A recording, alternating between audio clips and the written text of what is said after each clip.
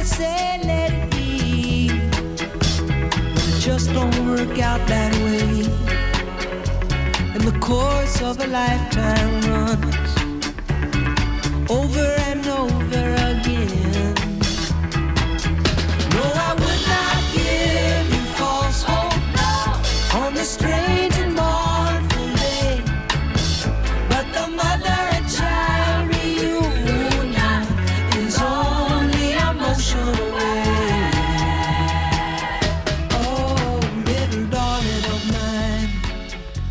This song right here, vintage 1972. The first that Paul Simon released without his old buddy, Art Garfunkel. Yeah, Simon and Garfunkel were a thing, don't you know? But in 1972, Mother and Child Reunion by just Paul Simon peaked at number 4 on the U.S. Top 100. Now, how about this little bit of trivia for Mother and Child Reunion? Paul Simon got the idea for that song's title from a chicken and egg dish called Mother and Child Reunion that he saw on a restaurant menu. A Chinese restaurant, for what it's worth. Mother and Child Reunion. He thought that'd be a good name for a song, and it went to number 4 on this day in 1972, the first new song that Paul Simon released without Art Garfunkel. I remember vividly, if you'll indulge me for just a moment here, in remembering radio days past. I remember vividly the Art Garfunkel album that we had. It was a CD. It wasn't vinyl. But I can still see the front of it. It was Art's face, like full-on Art's face. Anyway, the song we would play from said album was I Only Have Eyes for You. And me being the clever radio DJ I thought myself to be, I said, he's got no A's, E's, O's, or U's. Art Garfunkel only has eyes for you. You see, I did the vowels things, A, E, I. Anyway, in 1996, it felt kind of clever to me. I am not so sure it holds up in 2025. But dad jokes are popular now. I have no idea. Hey, good morning. 7 minutes after 9 on this Wednesday morning. I will ask you, please, if you can be patient and kind to me today. We were up late on a school night last night. Had to travel to London for a Kitchener Rangers game. Good game by our club. Came up just a little short against those division rivals, London. More on that in our Farwell Show 5 coming up in just a moment. But I might be a little crankier than usual today. I just ask for a little bit of grace if you can. You don't have to. It is completely up to you. You have the choice whether to extend that grace or not. But if I'm a wee bit crankier than I even usually am, I'm going to blame it on that. These early mornings after late nights are harder and harder on these old bones. And yes, of course, it is self-inflicted. I am the author of my own misfortune because I got home last night and my beloved knew, because of the kind of night that it was, what I needed. And there waiting for me on the counter was my favorite beer stein and some salty snacks. And I sure as heck poured one and watched the end of that Leafs game when I got home. Willie Nylander with the hat trick. The Leafs win. The Leafs win. The Leafs win. The Rangers lost. And like I said, we'll get to that in the Farwell Show 5. And I've got a bone to pick. If you are a Liberal candidate in this provincial election here in this region, perk up your ears because I have a message I think you need to take to your party leadership. That's all coming up. 1, 2, 3, 4, 5, 6, 9. But let us begin, if we can, with our Farwell Show 5, like we begin every show. Number 1, Kitchener Waterloo Oktoberfest has announced its inaugural Waterloo Region Women's Expo. The event promises engaging speakers, interactive workshops, and a showcase of local businesses designed to honor the incredible impact women have made in Waterloo Region while fostering opportunities for growth and collaboration. The expo happens at Binghamans on May the 24th. For more information, you can visit womenoftheyear.ca/expo. Number 2, City of Kitchener looking for local talent for this June's Neighbours Day. Applications from local bands and musicians that would like to perform are now being accepted at kitchener.ca/Neighbours Day. Neighbours Day is an annual event dedicated to building community togetherness and neighborhood pride through live music, summer fun, and social activities. Number 3 on your Farwell Show 5 this morning. Yes, the Kitchener Rangers did play in London last night. Yes, the London Knights beat the Rangers 5-3 on the ice. But even before the game began, yes, the rumors you have heard are true. Paul Fixter and I, OHL accredited media in good standing with the league, were denied access to anybody from the London Knights organization to conduct a pregame interview for our broadcast for you. I was told by General Manager Mark Hunter, who came out and talked to me for a few minutes. I should have had my recorder going then. I would have had that on tape, that I would be denied access to anybody tonight because of what was said about the goal that kept the point streak alive for Easton Cowan last game in Kitchener. And I said, Mark, come on, I'm just trying to do my job here. I need 3 minutes with somebody. He says, no, I can't have anybody come out and speak with you when you guys make allegations like that and accusations about, blah, blah, blah, went on and on. And I'm quite upset about it. I'm actually really bothered about it. I like watching Easton Cowan play hockey. I think he's a good hockey player. I don't care one way or the other about his streak. I'm not trying to take his streak away from him. I'm just trying to call the games the way I see them, as are you. And if Easton Cowan has this great streak, good for him. I don't care one way or the other. So be it. And we move on. I'm a bigger person than we're here to give the fans a perspective from the London side, and we're not able to do that tonight because we were denied. And that to me is wrong. That's my boy Fixie right there. Good guy in the room, Paul Fixter. Color commentator on Kitchener Rangers broadcasts here on 570 News Radio, explaining his frustration with being denied access. The league says 90 minutes before the game, players, coaches will be made available to the media. Not last night in London, because the London Knights took the Wambulance to the arena to play the Rangers. Number 4 on your Farwell Show 5 this morning. Ontario's main political party leaders continuing their campaigns across the province today. Progressive Conservative leader Doug Ford set to make an announcement in Pickering and will later stop in Oshawa. NDP leader Marit Stiles expected to be in Toronto, while Liberal leader Bonnie Crombie will hold events in Hamilton. And Green leader Mike Schreiner is holding an event in Guelph before canvassing in the Royal City today. And number 5 on your Farwell Show 5 this morning. U.S. allies in the Middle East are rejecting an idea last night floated by American President Donald Trump that his country take over the Gaza Strip. We have an opportunity to do something that could be phenomenal. And I don't want to be cute. I don't want to be a wise guy, but the Riviera of the Middle East, this could be something that could be so bad. This could be so magnificent. But more importantly than that is the people that have been absolutely destroyed that live there now can live in peace in a much better situation because they're living in hell. And those people will now be able to live in peace. We'll make sure that it's done world class. It'll be wonderful for the people. Palestinians, mostly we're talking about. And I have a feeling that despite them saying no, I have a feeling that the king in Jordan and that the general president, but that the general in Egypt will open their hearts and will give us the kind of land that we need to get this done, and people can live in harmony and in peace.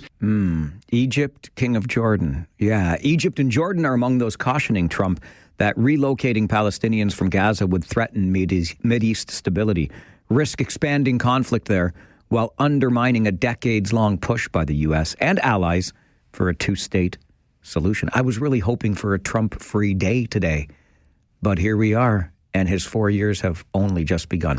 That is your Farwell Show 5 for this Wednesday morning, the 5th of February. If you are a Liberal Party candidate in the region of Waterloo, I have a message for you to take to your party leadership or your campaign strategists. We'll talk about that coming up. This is the Mike Farwell Show, 570 News Radio and Rogers TV. By now, you have probably heard the quote-unquote hot mic moment, right? Or at least heard of it. The Liberal Party of Ontario certainly has. And the Liberal Party of Ontario has wasted no time in turning this into an attack ad for this provincial election. In case you haven't yet heard the hot mic moment, here it is with the best audio quality I can find. This is at an event where Doug Ford was present, and after making his announcement, and he was just mingling with the people in attendance, the hot mic caught him saying the following. In the election day, was I happy this guy won? 100% I was. Then the guy pulled out the knife and In the election, was I happy that this guy won? 100% I was.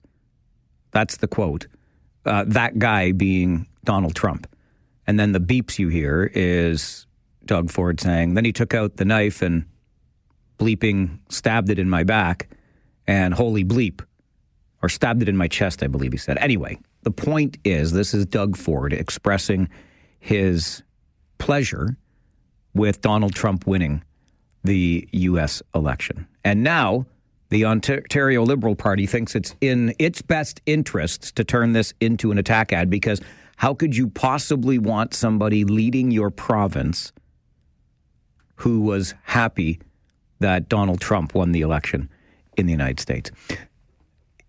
If you are a Liberal Party candidate in the region of Waterloo, I would encourage you to speak to your party leader and or your campaign strategists and suggest that they might be a little bit, if not a lot, off the mark with this particular attack ad. I've got 3 reasons that I think they're off the mark. Number 1 is Doug Ford, last time I checked, is the leader of the Progressive Conservative Party here in Ontario.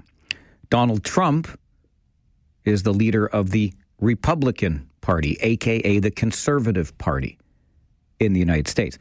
So you're telling me that we should be surprised in some way that a conservative leader of Canada's largest province is happy that a conservative leader won the White House? That should surprise us. This should shock us into changing our vote because a conservative in Canada supports a conservative in the United States. That's point number 1. Point number 2 is what I really believe. Like, I get it. Clearly, the Liberal Party of Ontario, leader Bonnie Crombie, the campaign strategists for this provincial election, clearly they have a strong dislike for Donald Trump. I guarantee you that they are not alone in that. But here's the thing that I think is missing. I think that they get so clouded by their own dislike of Donald Trump that they overestimate how many other people feel similarly. There are some for sure that have such a strong dislike that any mention of his name or support by a would-be premier in this province would be enough, absolutely, to change a vote. That person's not voting for Doug Ford anyway, I'll tell you that. But I will bet you $1 billion. That's how confident I am. 1 billion with a B dollars. I will bet you that there are people in this province who have voted Liberal before, maybe even are considering voting Liberal again, who don't give a tinker's darn about Donald Trump or the fact that he's the president. In fact, they almost have no opinion on him whatsoever. Or maybe an opinion that's just like, whatever, Donald's Donald.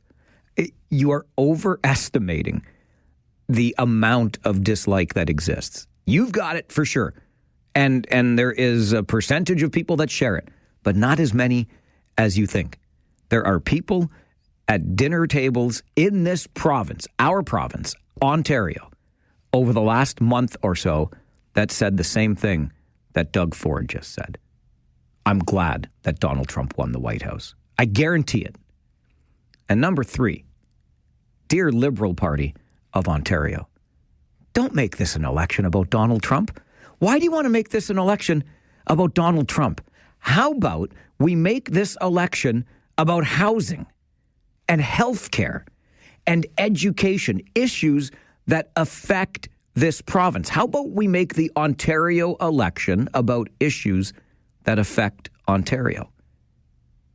The fact that the Liberal Party thought this hot mic moment was some kind of gotcha moment that had to be turned into an attack ad against the Ontario Conservatives so quickly just suggests to me that even as the campaign is beginning, they've got no path.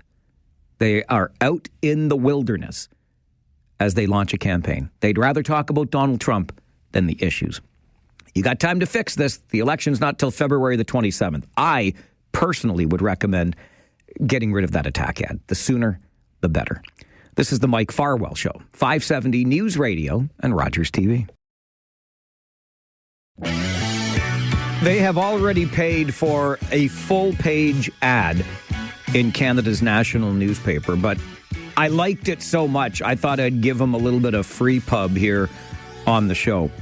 We are asking for 25% less donations.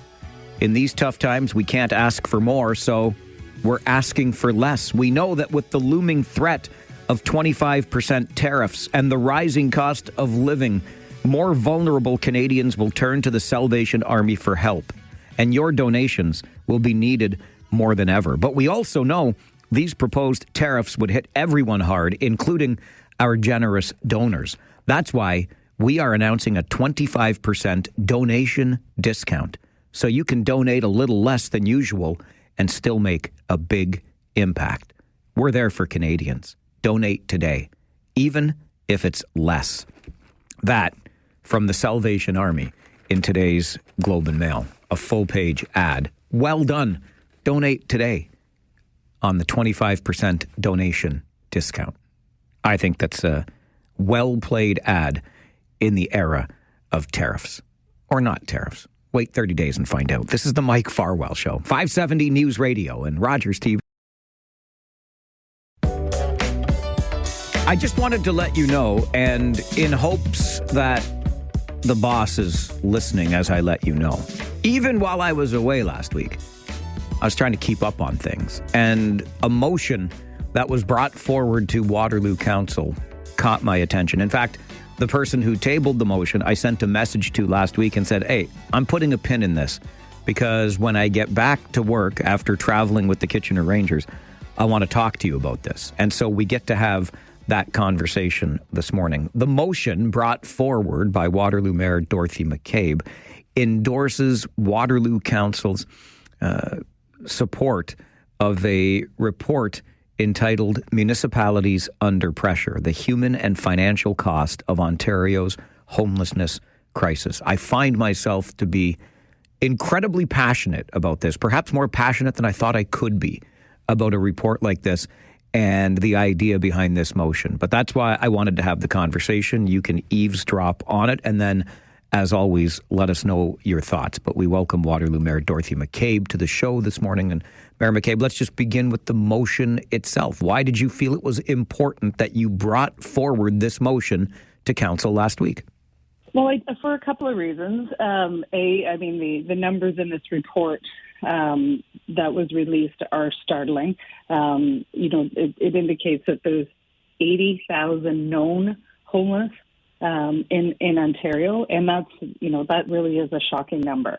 And we know locally through the region of Waterloo, we've done our point-in-time count, and the number has grown despite the best efforts and the funding that we've put into it as a region. But I think, and I know there's other municipalities who've endorsed this AMO's report as well. I think it really is important to just as clearly and as loudly as we can say, and particularly in the midst of a provincial election campaign, to say that municipalities are doing what we can. The property tax system was never set up or designed to deal with a complex social issue such as homelessness and an opioid crisis. We need provincial help. And a provincial election is a great time to raise the flag and say, pay some attention to this as well. I'm glad that you mentioned the fact that we're into this campaign now, because I couldn't agree more that this If it's not the issue, it's got to be top three in this provincial election campaign. And I've rarely found myself, Mayor McCabe, as invested in an issue as this. There's no question in my mind that both upper levels of government are failing to, live up to their duties in this regard. And we're watching cities crumble to some degree as a result. The question is anybody listening? Well, I mean, we were just today, so Monday, we were pleased that we had the new federal minister of infrastructure, housing and communities in Waterloo, who was announcing public transit funding, but also announced funding under the Unsheltered Homelessness and Encampments Initiative. So the region will receive $2.7 million per year over the next 2 fiscal years for capital investment, as well as the operating costs of the emergency shelter at 84th Victoria Street that the region just renovated. So that certainly will help. I mean, that's a good indication from them that they're understanding the issue. Unfortunately, my understanding is that across the country, that initiative was matched in other provinces by provincial governments, and it wasn't matched here. That could be because we're in the middle of a provincial campaign. I don't know, but it's certainly the federal government has come to the table with this, and and as we said, there's a provincial election happening right now. I hope that people who see candidates are asking them about this and thinking about this because between healthcare, this homelessness and housing challenges that we have, I mean, these are critical issues and they need to be addressed.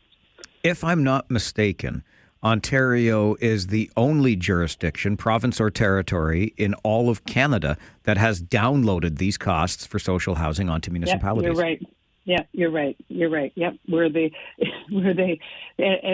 only municipalities that are I'll say burdened with this, right? Again, it is something that should not be, I believe, on the property tax system. It's not designed for that.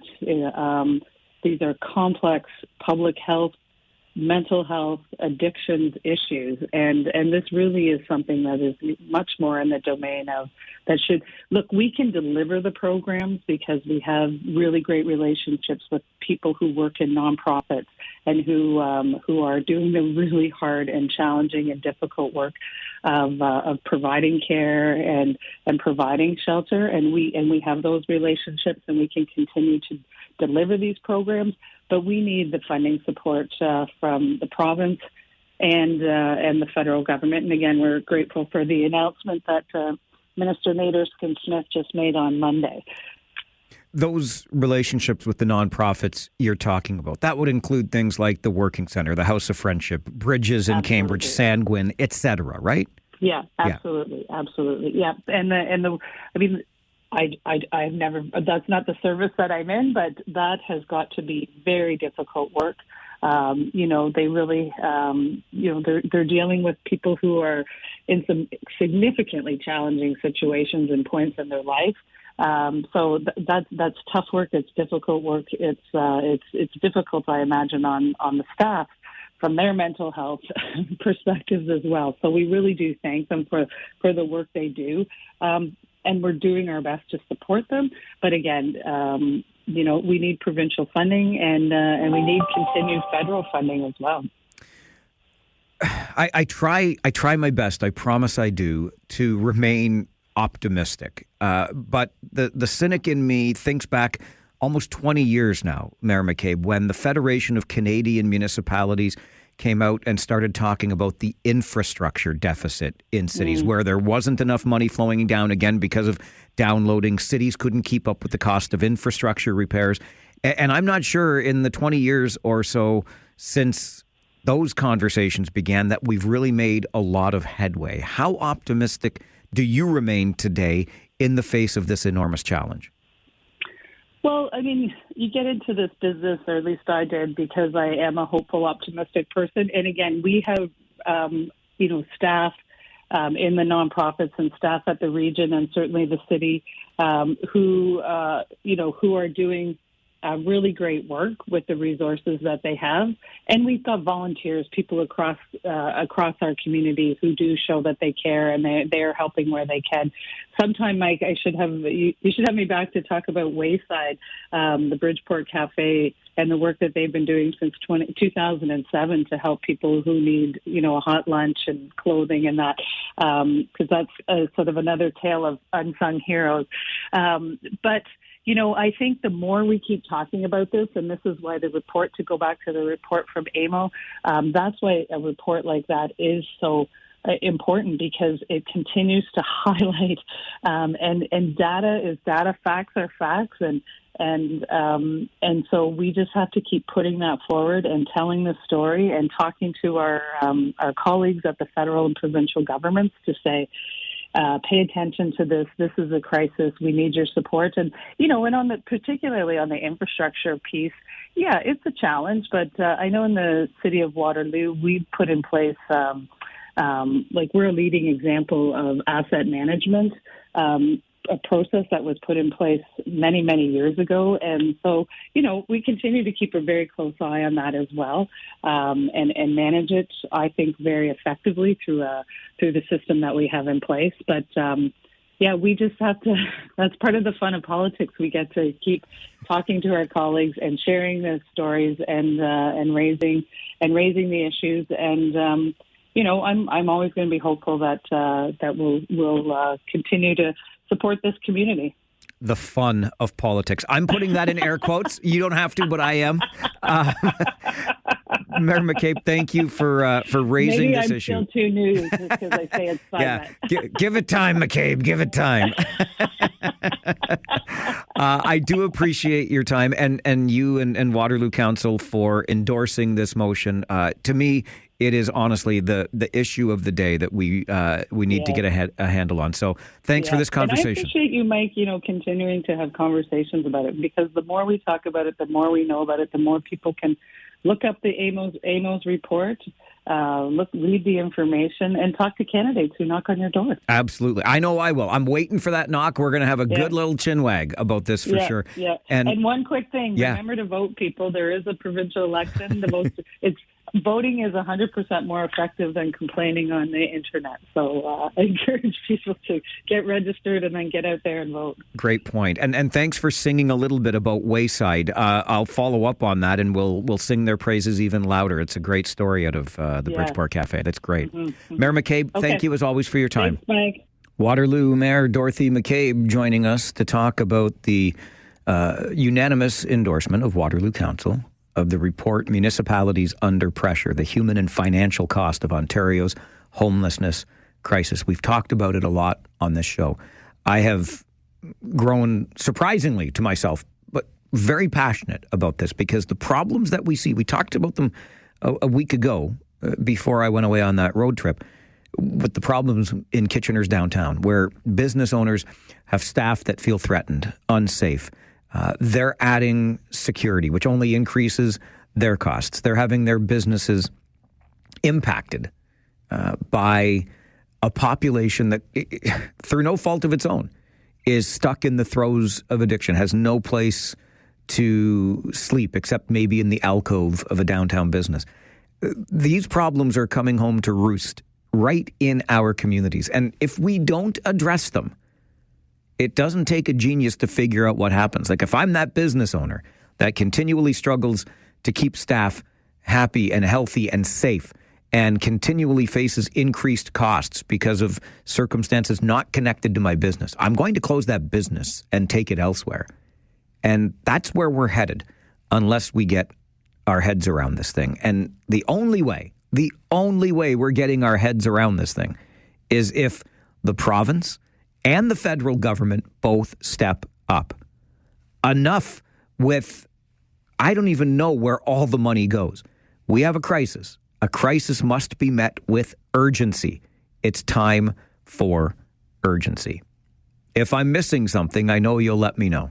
This is the Mike Farwell Show, 570 News Radio and Rogers TV. Look, we can deliver the programs because we have really great relationships with people who work in nonprofits and who are doing the really hard and challenging and difficult work of providing care and providing shelter. But we need the funding support from the province and the federal government. And again, we're grateful for the announcement that Minister Naderskin-Smith just made on Monday. You got all the money, provincial and federal governments. You're collecting income taxes. You're collecting sin taxes. You're collecting escalator taxes. You're collecting GST, HST, carbon tax.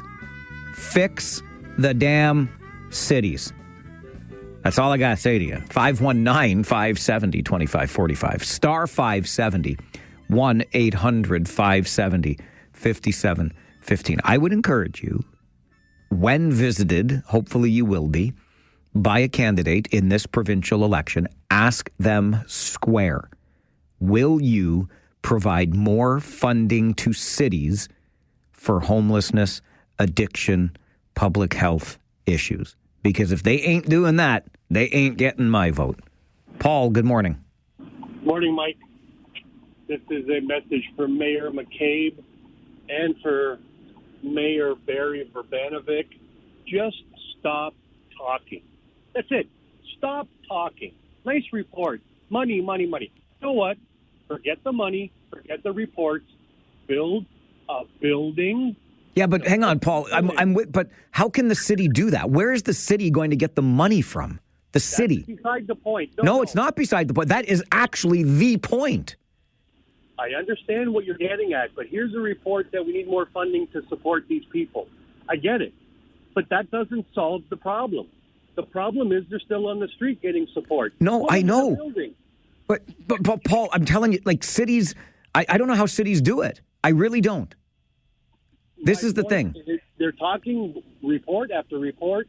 Oh, we have a problem, addiction, blah, blah, blah. That's fine.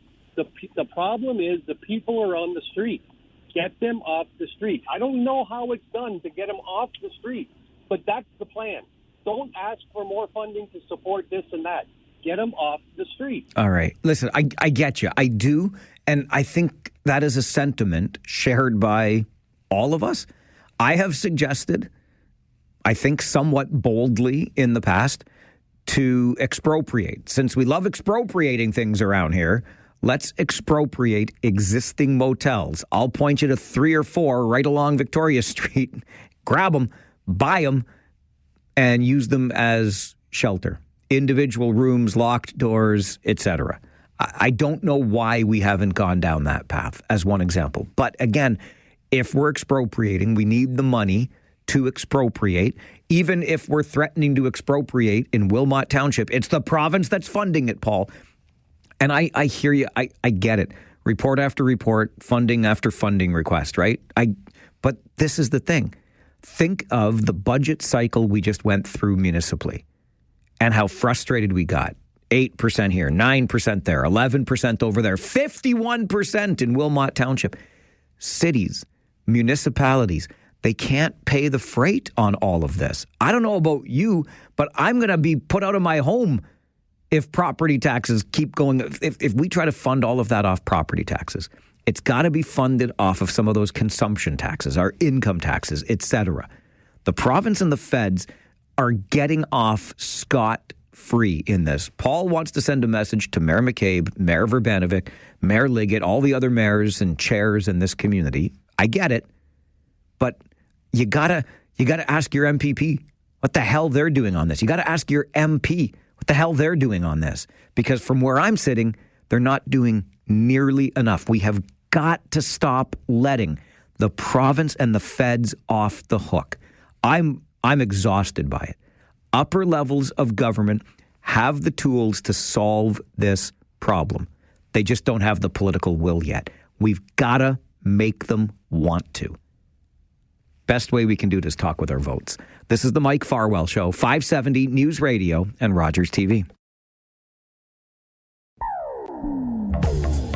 We have got ourselves a jam-packed show today that will include a conversation about a new documentary that will be screened at the Princess next week, and its director, will join our show today around 11:45. The documentary is entitled Lost Together. It's about a beloved Canadian band, and it chronicles their 40 years of music history together. Lost Together, it's called. I'll let you stew on what that band might be, but if you can't come up with it in the next 5 seconds, much less the next 2 hours, I might be disappointed in you. That's at 11:45 this morning. Just one of the things we're talking about on the Mike Farwell Show, 570 News Radio and Rogers TV.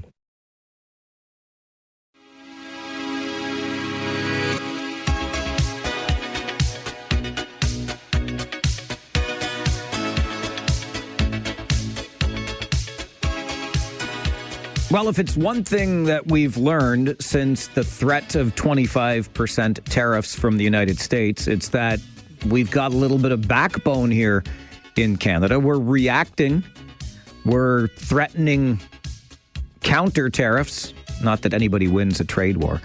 But one of the other things that continues to come up is our dependence on the United States as a trading partner and our inability, it seems, to trade within our own country because barriers exist around interprovincial trade. Might be a new-ish concept for some. And so to explain it, I think of somebody like Ian Lee, who's an associate professor of management at the Sprott School of Business at Carleton University and joins the program. Ian, good morning. Good morning, Mike. Interprovincial trade. What barriers currently exist, Ian, preventing us from having more robust trade within provinces? There's 133 pages of exemptions under the Agreement on Internal Trade. We have a free trade agreement inside Canada. It's called the AIT. Unfortunately, it lists 133 pages of exemptions which allow our provincial premiers to impose all kinds of rules and regulations. They're not allowed to impose tariffs. A province cannot impose a tariff on another province. That's prohibited under the Constitution. No government can tax another government. So what our successive premiers of all political parties over many, many years have done is they've been very creative at coming up with rules and regulations to favor their own province, businesses, professions, over people coming in from other Canadian provinces. So if you don't have a teacher's certificate from BC, you've got it from Ontario, and you're not teaching BC, no, we won't. No, we can't accept that. So I'm trying to be a little bit of sarcasm and humor here to get my point. It's where there are, and it's health, safety, transportation, liquor, wine. You can set up all kinds of rules that, and by tweaking the rules, ensure that the companies that are creating wine in Ontario cannot ship it to BC because you tweak the rules so that the Ontario wine producers don't meet the standards of BC. Now, it doesn't mean that they can't go and spend a whole bunch of money to then go and meet those standards, but they're designed to thwart or to stop or slow down or prevent competition from companies in other provinces. And so what the AIT was tried to do, except that it was riddled with like Swiss cheese, with hundreds and hundreds and hundreds of holes, they created all kinds of carve-outs. Let me just stop for a moment, Mike, and just do a sidebar. In the United States, it's fascinating. Way back, and this was in the 1800s, I didn't get the date for you, but it's way back in the 1800s. It went to the Supreme Court, and I think it was in the early 1800s, 1830s or something, and it's called the Federal Commerce Power.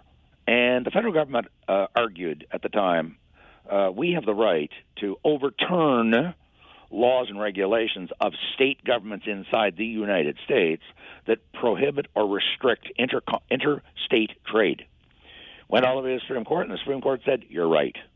And so today, well, since then, till now, the U.S.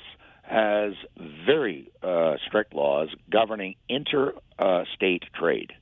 And there's basically no barriers because the Interstate Trade Commission of the states steps on them and invalidates them, very quickly.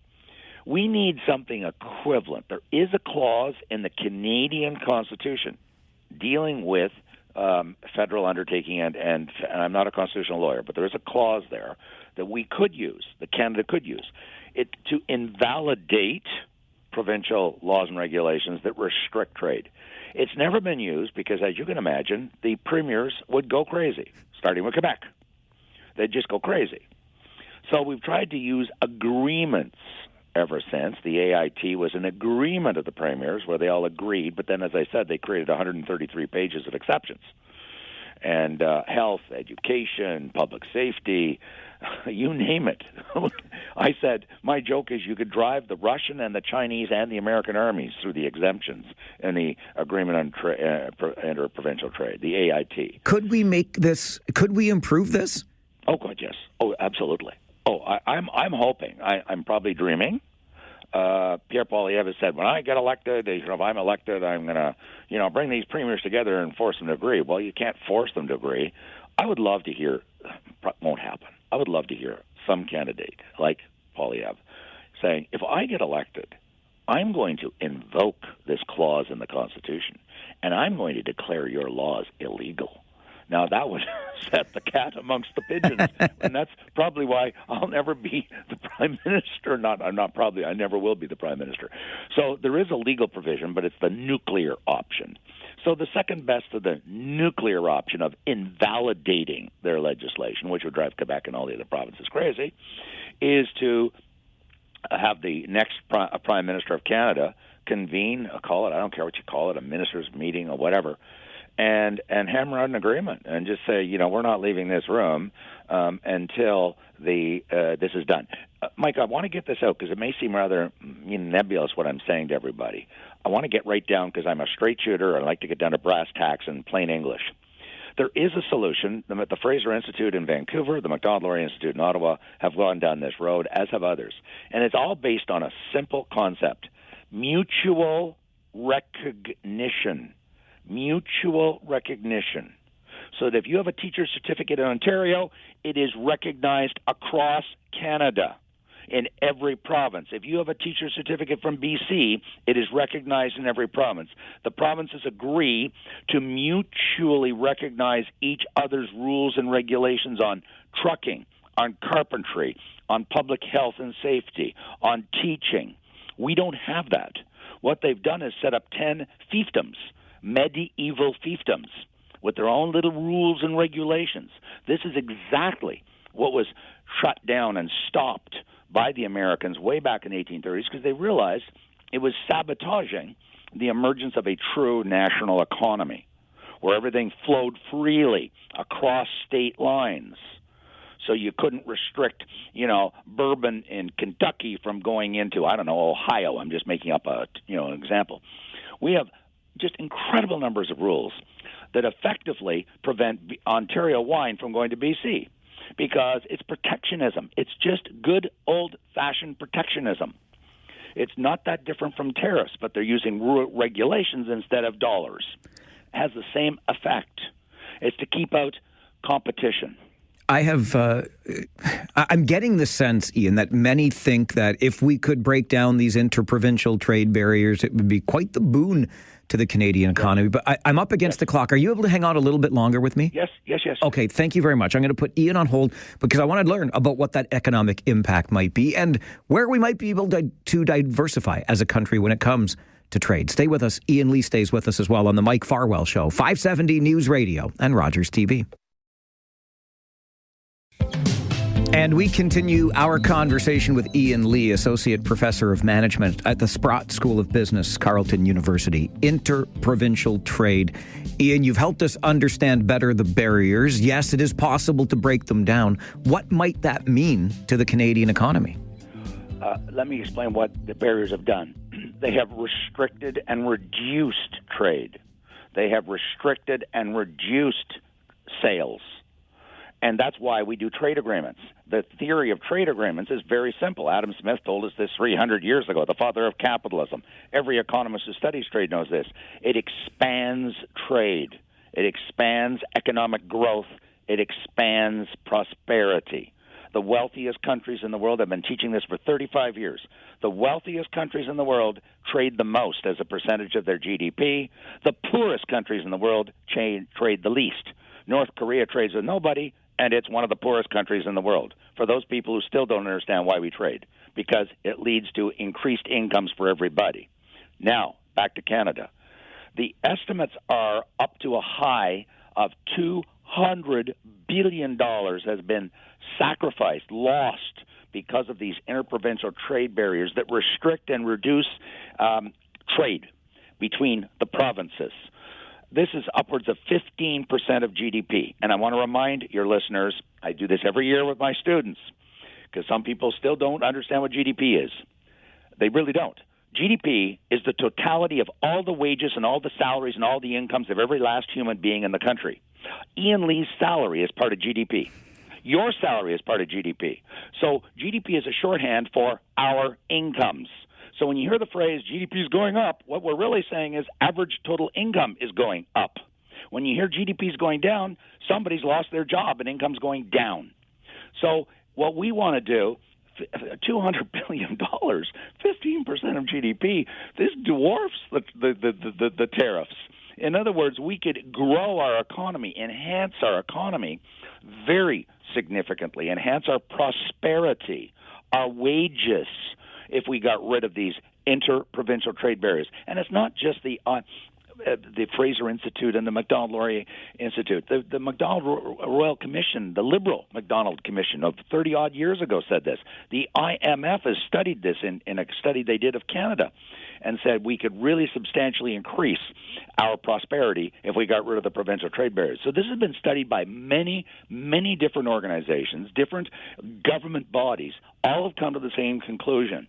We are hurting ourselves, harming ourselves, even though each premier may think it's in the self-interest of his or her province. We are hurting Canada, and I would argue hurting those businesses in that province, because here's my closer point, Mike. You don't get to the Super Bowl because you've been protected all your life and you're an incompetent bunch of stumble-bums playing football. You get better and better because you keep competing at the highest level against other teams at the highest level. Competition makes you stronger. Protectionism makes you weaker. And that applies to the businesses being protected in that home market of the province doing the protecting. It doesn't help their small businesses or their big businesses. It makes them weaker. They become lazy. They become less innovative and less dynamic. And the data shows this. Our country, which has many more protections, way more protection than the Americans, we invest less R&D per worker, less in investment in information technology, and less in training for each worker. These stats are on the record, and that's because we protect these companies so they don't have to. They invest all this money to why? To become more competitive so they can win. And we protect companies, which makes them weaker, which means they don't work as hard and compete as hard. This is why protectionism is so destructive and harmful and pernicious. Before I let you go, Ian, and while I've got your expertise here, it's tangential, I acknowledge, but there's also been talk with the threat of these tariffs hanging over our heads right now that Canada needs to diversify its trade. Yeah, you would agree then? Oh, of course you would. Yeah. I've been saying this for Mike, I'm not just saying this now. I've been saying this for 35 years. Yeah. I'll give you very concrete examples. So everybody, we're not talking at 50,000 feet or 10 miles up in the sky. The Prime Minister of Japan was here last year. So was the Prime Minister of South Korea and the Chancellor of Germany, begging us, please, we need your liquefied natural gas because we're burning coal, which is the dirtiest of all the fossil fuels. We really need your liquefied natural gas. So, which would have diversified trade away from the United States, because these three countries are not the United States. Germany's a different country. I think we all know that. Okay, so what did our government say? No way. No, we are absolutely not. There's no business case. This was at the same time that the liberal president of the United States, called Joe Biden, was approving and massively increasing exports of LNG to those very countries that our government said there was no business case for. And so we have got to diversify our trade, and because we have such a huge comparative advantage in resources, remember, our resources are vastly bigger than manufacturing. I mean, yes, the manufacturing is important. I'm not putting it down. But manufacturing is a very distant number two compared to our agriculture and our trees and our timber and our oil and our gas. We've got to be shipping that to Asia, which has a desperate need for this, and to Europe. And this will, again, increase our prosperity. In fact, several economists and StatsCan shows that in the last 15 years, the biggest contribution to our increase in our standard of living came from the oil and gas sector. We're exporting billions and billions of dollars, mostly to the States. We need to diversify our trade and diversify it to other parts of the world so we're less dependent on the United States. A great lesson, as always. Ian, I very much appreciate your time. Thanks for being here. Thanks very much, Mike. Thank Ian Lee is an associate professor of management at the Sprott School of Business, Carleton University. Let's break down interprovincial trade barriers. Let's diversify the number of nations with which we trade globally. Maybe this could be a silver lining to the tariff threat. We can wake up, we can stand up, we can diversify and break down those interprovincial trade barriers. This is the Mike Farwell Show, 570 News Radio and Rogers TV. Just ahead of our 10:30 update in the 570 News Center, let's go to the phones. Mary, good morning.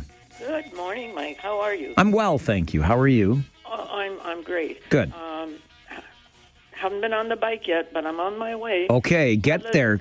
Get those legs going. Yeah. Listening to Dr. Ian Lee. Isn't he something? Oh, I was sorry that Rob took him off his show, but here's the deal, and my husband and I are no economists or those people that know everything. We said for years we should have increased trade with other places, the Commonwealth. We keep doing the same thing over and over and over, expecting a different result. Isn't that the meaning of madness? That is the definition of insanity, they say. Yes. Okay. Okay, Mary. I've had my say. Thank you for having your say. Appreciate the call. I'm just looking back because I'm forgetting. Oh, and it's on here. I'm forgetting which prime minister it was, but recommended that we do this, increase this trade with Britain like decades ago. Diefenbaker did back in 1957. So Mary and her husband are not wrong. I'm also not an economist. It just seems to make sense on the surface, right? Too many eggs in one basket leads to the possibility of broken eggs. And we've got some yolk spilling right now thanks to Donald Trump in the Oval Office. All right, I'm going to get you to the 570 News Center for your update before 11 o'clock. Get ready for the annual Highland Ball. And we are in the midst of Interfaith Harmony Week. Who wouldn't want a little more harmony in the world? We'll talk about it coming up on the Mike Farwell Show. This is 570 News Radio and Rogers TV.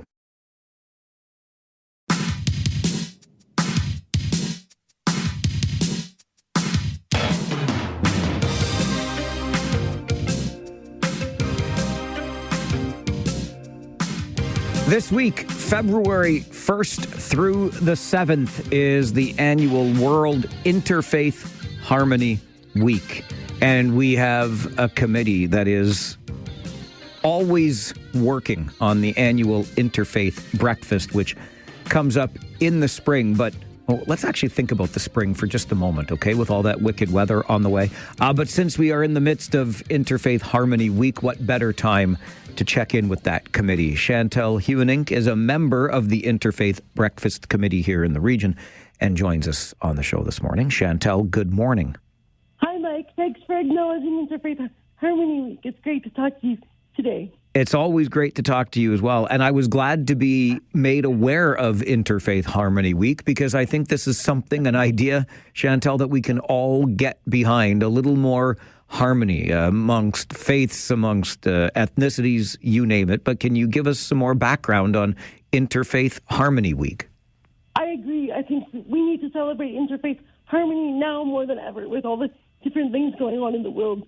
I think a lot of people assume that interfaith harmony is about finding our commonalities and celebrating them. And that's one truth. But the other truth is that we are all diverse people of diverse understanding of why the world works as it does. And Interfaith Harmony gives us a chance to not only celebrate what makes us the same, but celebrate what makes us different and stronger for good reasons. So how do we do that? How do we celebrate what makes us different, celebrate what makes us stronger at the same time? What actions do we undertake? Well, Interfaith Grand River has a lot of different celebrations going on this week, as does Martin Luther University College. So I encourage you to check out their website and find that out. But I am most excited about May 28th, which I know is not during Interfaith Harmony Week. But as you mentioned, there is a team of people that work on the Interfaith Breakfast every year. And this year, on May 28th, is going to be our 50th Interfaith Breakfast in the region. And I like anniversaries, and so it's going to be super special. And it is indeed my favorite breakfast of the year because it brings so many diverse people together, and we learn a lot and we eat good food. I like that. I like that ending. I mean, I can get behind Interfaith Harmony, as I said at the outset, but learning a lot and eating great food are two of my absolute favorite things to do. So you mentioned it's the 50th, 50 years marking that anniversary on May the 28th, the Interfaith Breakfast. So where does it happen? What time? Obviously, it's going to be breakfast time, but where does this take place, Chantal? So it's going to be at the Bingaman's Hall, and it's going to be, there's only 300 tickets. And there's 640,000 people in our region. So I encourage you, if you want to go to this breakfast, please email interfaithgrandriver@gmail.com and we will leave a ticket for you. Tickets are $50 for those who can afford that, but we also have sponsored tickets available. So please do let us know what you're able to pay. And also, because it's the 50th anniversary, many people who have been on the Interfaith Breakfast Committee for many years maybe not on it for that much longer. And so we really want to bring the next generation on board. So this year, we're having an intergenerational conversation between two people of diverse faiths. And so one of them is going to come from our very own Cameron Heights International Baccalaureate program, and another one is about 50 years older, and they're going to talk about what their different faiths mean to them and how they both lead the region into being a stronger, more harmonious place. I love that International Baccalaureate program at Cameron Heights. So happy to hear that one of those students will be taking part in this Interfaith Breakfast this year. Again, May the 28th, only 300 tickets. You can email grandriverinterfaith@gmail.com in order to get... Sorry? Interfaith Grand River. I'm sorry, Chantal. Interfaithgrandriver@gmail.com. I should have written it down. This is what happens. Interfaithgrandriver@gmail.com. Who is welcome to attend the breakfast, Chantal? Is this open to anyone? Young and old. Anyone who is open to learning about different people and different experiences. And, yes, everyone who wants to come, we want to see you there, and we want to promote openness to different faiths and different traditions, and just make sure that everyone gets to know each other better. It's a really great time to meet people that you might not interact with otherwise. What drew you to work on this committee like you do? Volunteer, of course, but what drew you to it, Chantal? Well, as you know, Mike, I'm a big fan of Waterloo region. I think we are the best region in the country, and so that's why I support regional council the way I do. But I think a really huge part of leading well is getting to know diverse people of our region, getting to support them, and getting to promote the strengths that everyone brings.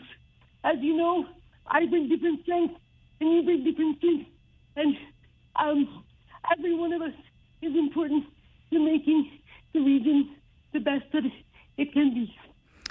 Chantel, I really appreciate your time on the show this morning and the work that you've done for all these many years. I know you haven't been there for all 50 of them, but looking forward to celebrating that 50th anniversary this May. Thank you very much for joining the show this morning. Thank you. Bye-bye. Bye-bye. Chantel Hewenink is a member of the Interfaith Breakfast Committee with Interfaith Grand River.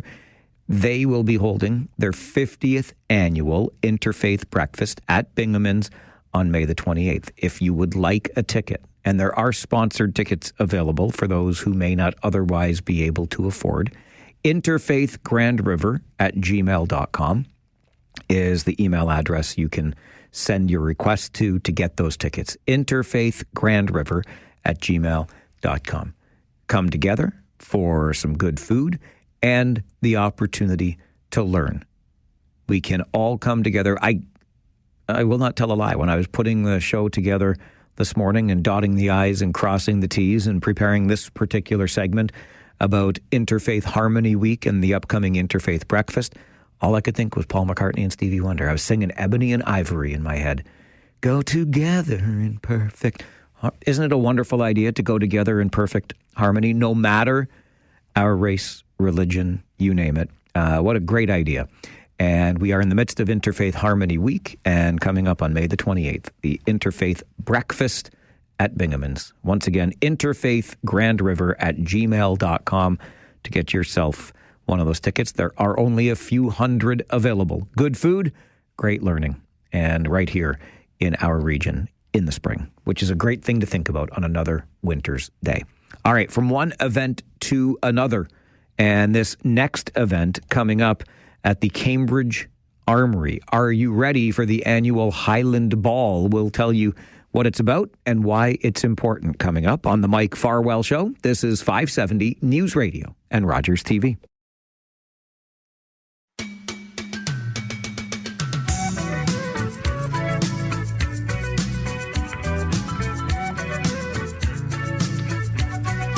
I would like to let you know that you are cordially invited in just over a month's time to join Lieutenant Colonel Jason Robinson and Honorary Colonel Jane Klugman for Elegance at the Armoury annual Highland Ball. It's an exclusive evening of fine dining, dancing, and Highland entertainment.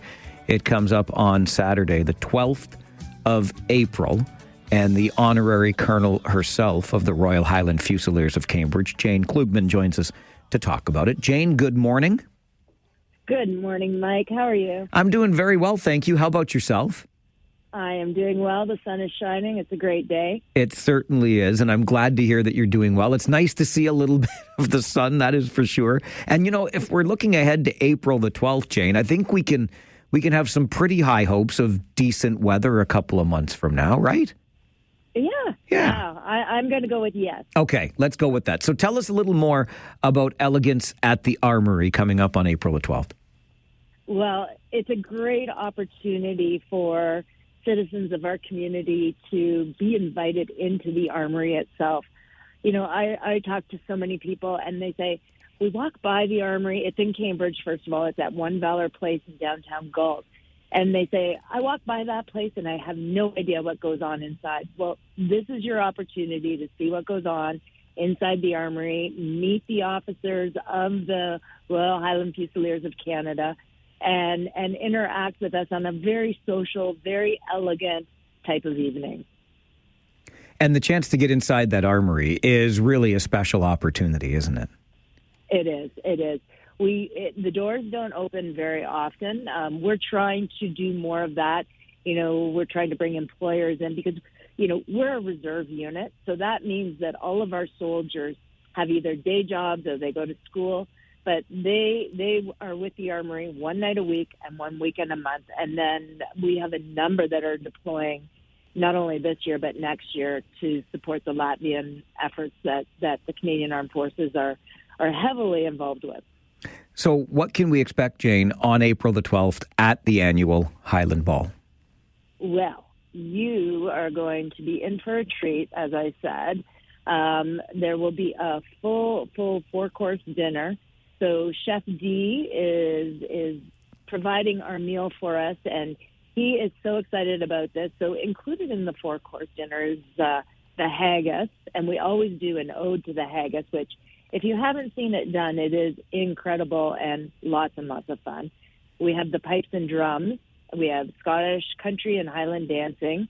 And the dancers themselves, we don't actually have to do it, but we have dancers that come in and they're enjoyable to watch.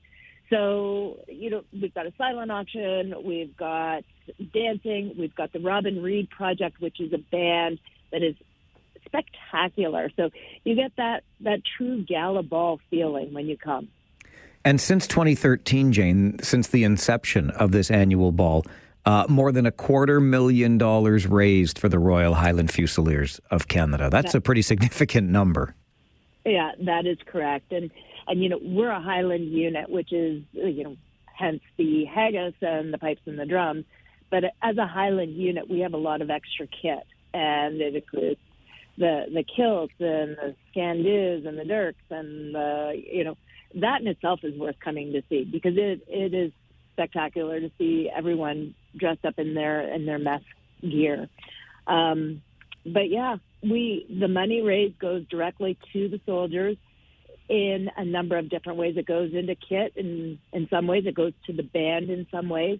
We have set up bursaries for the soldiers as well. So, sometimes there's more months at the end of the money, and we're able to help the soldiers just relieve the stress of that and do their jobs and be good soldiers and protect our country and serve our country. How does it feel for you, Jane, personally, to be the honorary colonel for the Royal Highland Fusiliers of Cambridge? Well, for me, I am so honored and humbled by the fact that I get this role. And, a lot of people ask, well, what is this role and how did you get it? And it's a ministerial appointment by the Minister of National Defense. So I have no military background. I now have, 6 years of military background as an honorary colonel. So I was a lieutenant colonel, and now I'm the colonel. And prior to that, I was on what we call our council, which is like an advisory board for the regiment and for the commanding officer. And I had been on the council since 2012. So that is the extent of my military experience. It's not like I've been a soldier ever. So for me, it allows me to serve my country in a very, very small way. But I support the soldiers. I show up at the Armoury every parade night, which is Thursday nights. I try and go with them when they do their training exercises. And when I say support them, I'm talking to employers on their behalf, helping employers understand why they may be a little groggy on Monday mornings after a full weekend of training, and that, hey, you're actually getting a better employee. You're getting a trained employee, a leader in the field and at your job. So, put up with a little bit of grogginess maybe Monday morning, which is very rare. But for me, being an honorary colonel is really, really special. And Mike, I don't know if I told you this or not, but I was just elected by our brigade honoraries. So every unit in our brigade, there's 12 units, 2 honoraries in each unit, have elected me to be the honorary that represents our brigade at the National Council of Honorary Colonels, which is 12 honoraries from across the country that sit together.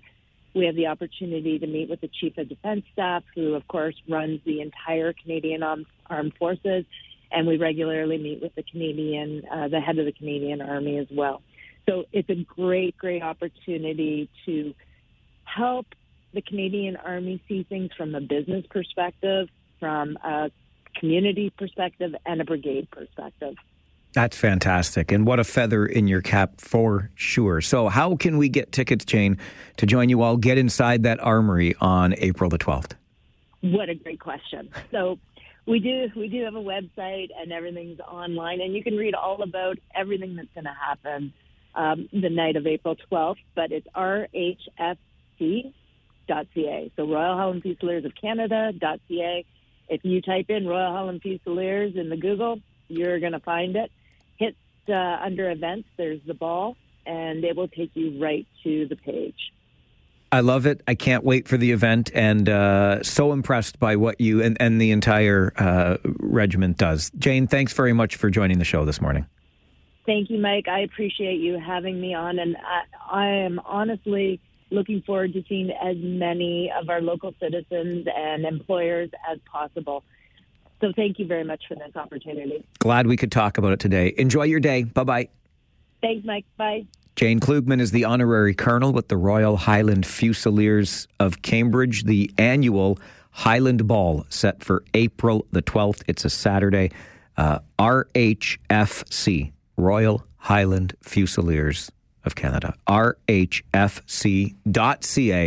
You'll find all of the information there. And you too can be a part of that 4-course dinner prepared by our good friend Chef D and get inside that armory, One Valor Place in Cambridge. You've seen it from the outside. Now you can see it in the inside. Enjoy that traditional evening. This is the Mike Farwell Show, 570 News Radio and Rogers TV. I've always called it the little theater that could, and I'm not so sure that's necessarily accurate anymore because it grows and grows. It's a great local success story from where I'm sitting, and it's got a new artistic director, and that artistic director has offered to us his first interview since assuming the role. And so we'll have that conversation about the new, or with the new artistic director at the little theater company that could, Drayton Entertainment, coming up. This is the Mike Farwell Show, 570 News Radio and Rogers TV.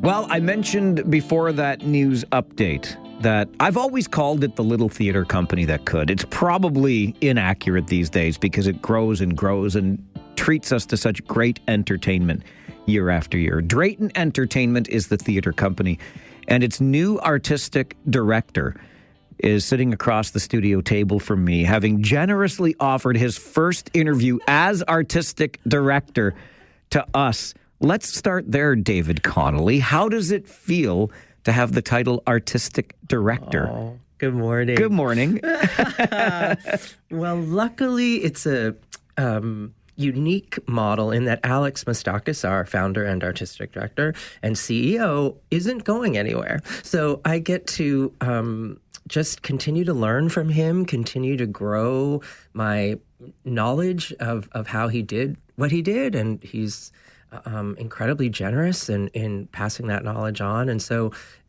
it's a transition time, but he didn't leave. He's still very much with us, and having those guardrails in place, allows me to sleep at night and everyone, to sleep at night and know that I have no possibility of tanking,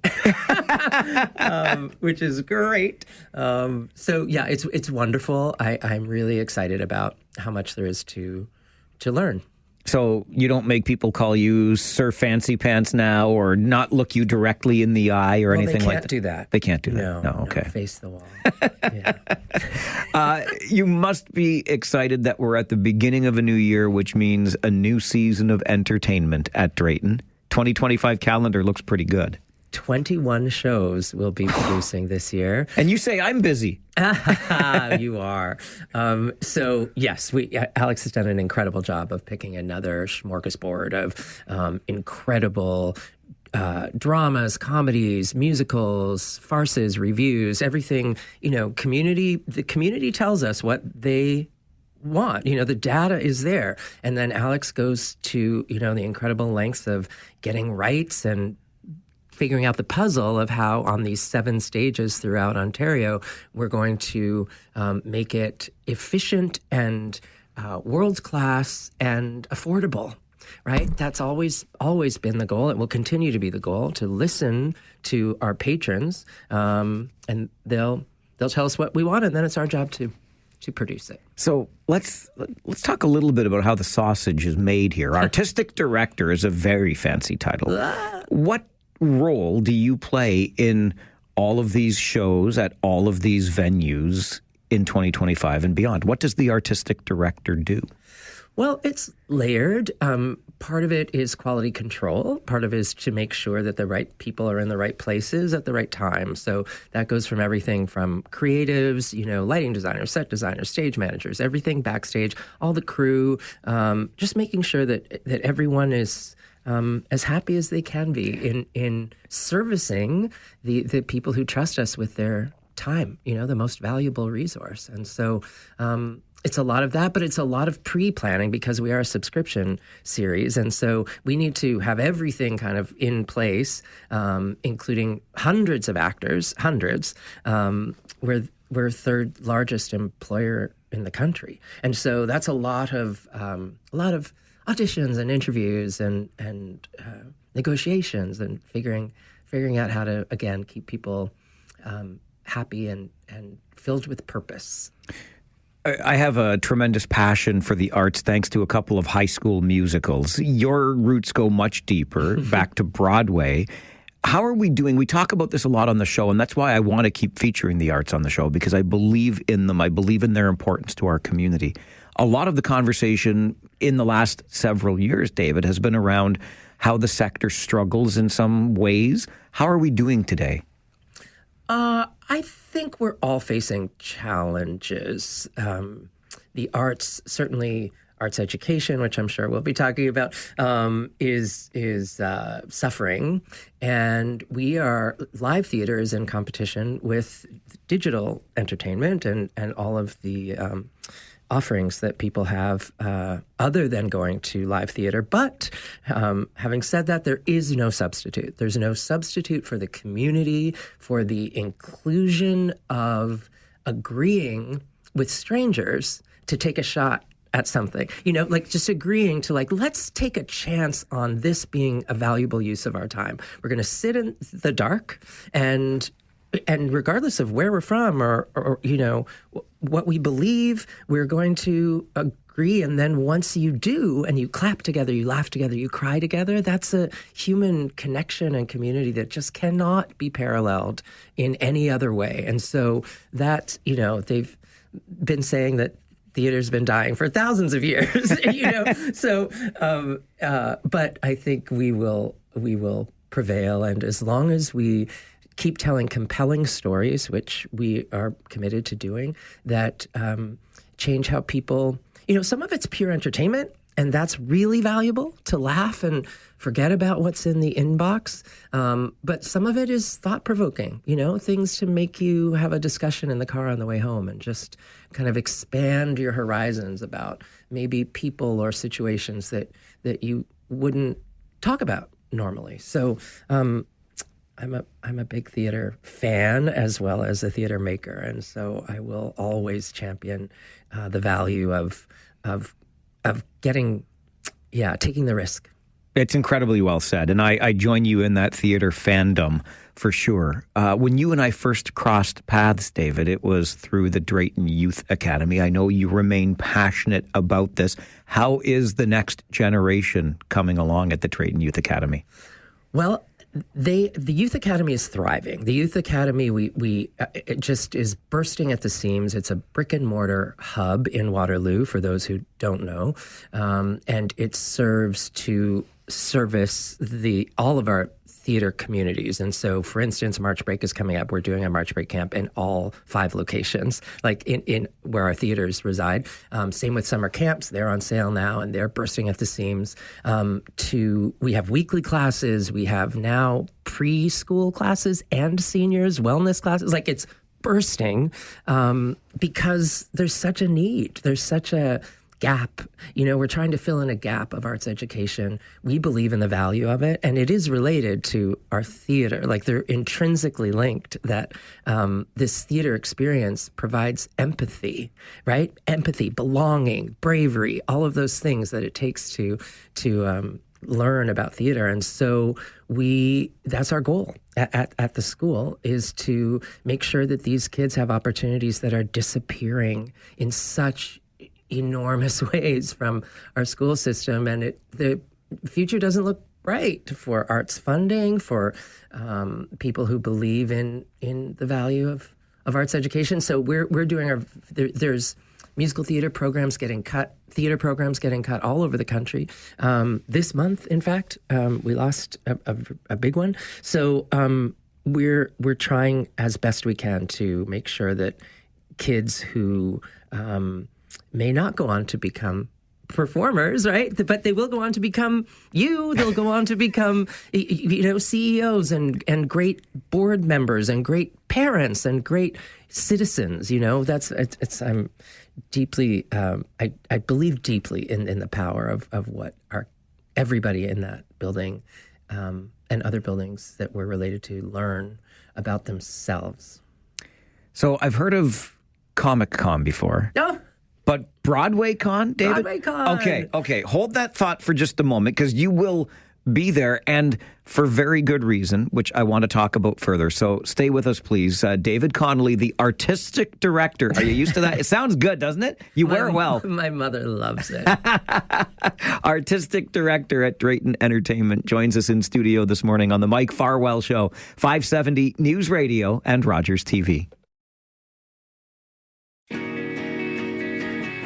David Connolly joins us in studio this morning. David is the new artistic director at Drayton Entertainment. And this is his first interview as artistic director. I want that to be known. Is the boss listening? Hello? Boss. Not only did I work late last night and come to work early this morning, but we got the first interview with the artistic director at Drayton Entertainment. Okay, I need to know more, good sir, about Broadway Con. Let's just start there. So, like Comic Con, except for theater geeks like me? That's exactly right. Oh, I like this. I like this a lot. Yep. So it's in New York City. It's their 10th year of gathering thousands of Broadway theater makers and theater lovers in one hotel, basically. And this is my 5th year that I'll be curating and moderating their disability inclusion panel, with the goal of discussing with other disabled Broadway types how to better improve representation, disabled representation, both on stage and backstage. How much of a challenge was it for you to overcome? Well, I mean, it certainly is the impetus to the initiative, because there were no role models for me. There still aren't, really. There is a handful on stage and screen, a very small handful that a disabled person would look to and say, I want to do that. And certainly the types of roles are very limited and usually inspirational or worse. So there's a long way to go, but there is a crack. There has been a crack in the last, I would say, 5 years or so, particularly in theater, where there's more space, more room for conversations about not just playing. It's not about disabled people playing disabled roles. That is a good first step. But the actual goal is for disabled people to be cast in roles that have nothing to do with their disability, and they just happen to navigate the world differently. And so I'm being joined this weekend in Times Square by Broadway actors who have kind of broken the mold, that have appeared on Broadway in this last season, which is always my goal. One is a wheelchair user, one is also a double amputee, and one is blind. And they've all been on Broadway this last year. But it's not easy because the system isn't set up to support that on any level, even practical, like having backstages be equipped for a wheelchair and things like that, dressing rooms, all of the accommodations that need to happen. So it's very exciting. It's very exciting that they've made space for us again to have a panel that will hopefully move the needle. Yeah, well, and when you said before, David, that folks who are disabled or differently abled can see themselves represented on stage. It's that whole, if you can't see it, you can't be it. Well said. Yeah. Exactly that. And that is, it does trickle down to our work at Drayton Entertainment, that we, have to walk the walk. And so a big part of our initiative at the school is to make sure that different people, that the barriers are removed from learning, because you need the skills. You don't get a pass to just because you're disabled. You still need to be, trained. And so we've kind of done our best to break those barriers, financial, emotional, physical, whatever it takes. If you're interested, we welcome you, and we'll figure out a way to get you ready for this wave of inclusion that's hopefully upon us. What drew you to the stage? Oh, it's such a great question. It didn't... It was local. It was Kitchener-Waterloo Musical Productions. I love it, KWMP. Yes, back in the day, Alan Lund was he was the artistic director of the Charlottetown Festival, but I didn't know what that meant. I just knew that my dance studio teacher was involved with this group, and they seemed really fun. And so I went to an audition, and I got involved in that group, which led to my professional career, which led to college, etc. But it was there that I finally found my people. We all, which again is a big part of our academy. Like, we want people who are singing Wicked in their bedrooms, right? In some one horse town, one stop sign. There's no geographical barrier to people who fall in love with this idea of storytelling, and so why? No one has the answer. There's no data to say, oh, this predisposes you to want to be a storyteller. But it does, it is where most people finally feel happy, I step on stage, I step into someone else's shoes, I see the effect I can have on strangers in the dark, and then all of a sudden I'm hooked. That's it. But unless you have that opportunity, unless people are guiding you to how to take those risks, you're not going to find those people. Whether it's sports or arts or whatever it is, there's a real, I think it's good for mental health. It's good for everything, for you to feel like you belong. It is so great to have you in the role. Well, listen, it's been great having you as part of Drayton Entertainment for the years that you have been. Artistic director, as you and Alex Mistakis together will usher in this new season of 21 shows. DraytonEntertainment.com. I'll point you to the website to check it out and get yourself to at least one of those shows. I would recommend more than one for sure. Thanks for stopping by. As always, it's always good to see you. Thank you. Can I point you to the Youth Academy website as well? Absolutely. Which is DraytonEntertainmentYouthAcademy.com. So everything to do with the shows is at DraytonEntertainment.com. Everything to do with our training and amazing opportunities for everyone from age 1 to 100 is at DraytonEntertainmentYouthAcademy.com. I'm really grateful for you having this conversation. We will have them anytime you want, okay? Because I love it, and I'll make a point of being more proactive in this regard, too. Safe travels to New York, and thanks for being here. Thank you. David Connolly, the artistic director with Drayton Entertainment. New season being ushered in. DraytonEntertainment.com, and for that Youth Academy, DraytonEntertainmentYouthAcademy.com. This is the Mike Farwell Show, 570 News Radio and Rogers TV.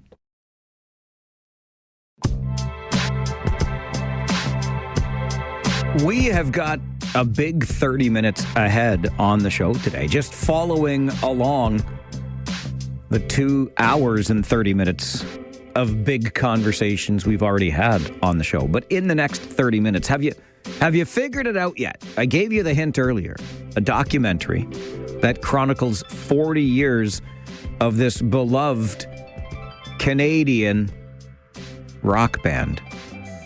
The documentary is called Lost Together. That's enough hinting, Farwell. No more hints. But you'll meet the director of that documentary, which is screening in Waterloo next week. You'll meet that director in the next 30 minutes. And also, we're looking ahead to a big women's hockey championship hosted right here in the region of Waterloo, and a member of the University of Waterloo Warriors Hall of Fame joins us next on the Mike Farwell Show. This is 570 News Radio and Rogers TV.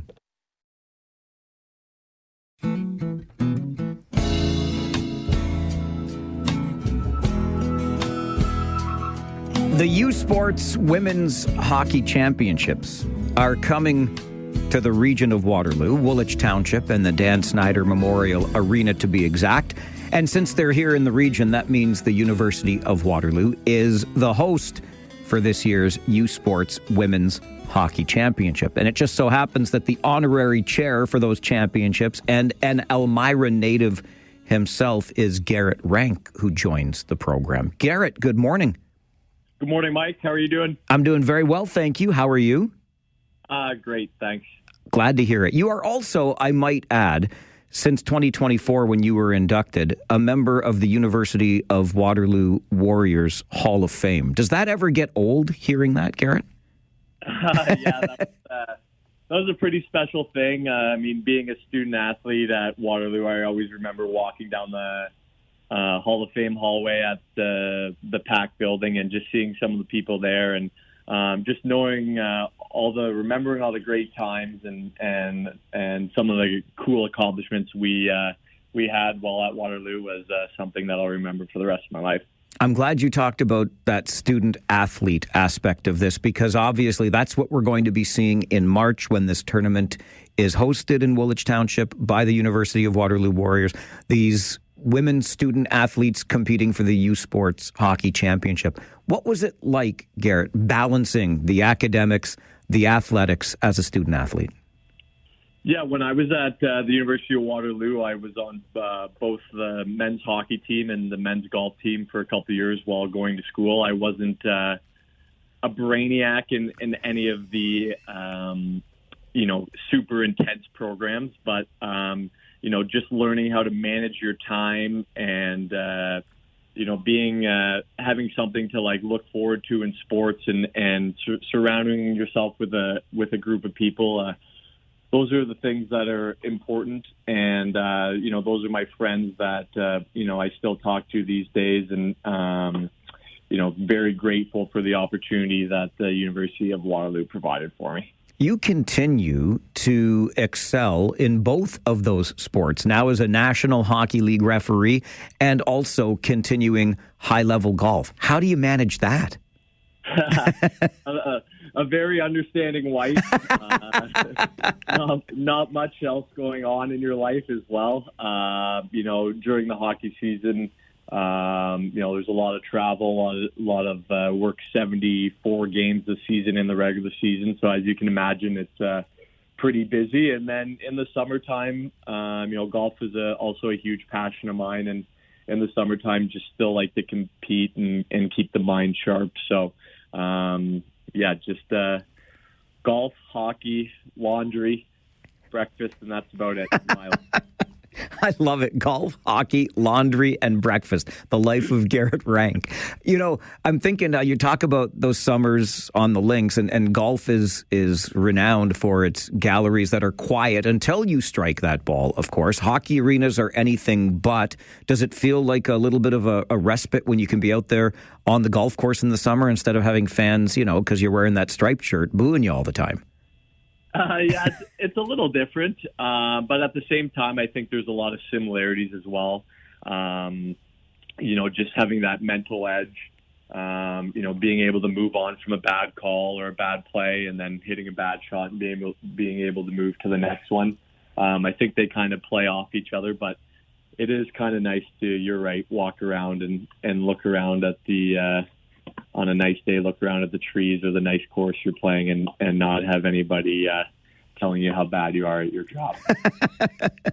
As an Elmira native, Garrett, how does it feel for you to be the honorary chair of this USports Women's Hockey Championship coming to your hometown? Yeah, just as a former student athlete at the University of Waterloo, it's a huge honor for me to be able to, support a championship like this. There's gonna be 11 games, 8 teams from across Canada in 4 days. There's hopefully going to be a lot of minor hockey kids from the Woolwich Wild, the female program, and the Woolwich Wildcats, the male program. They're going to have a couple of games where the students get involved.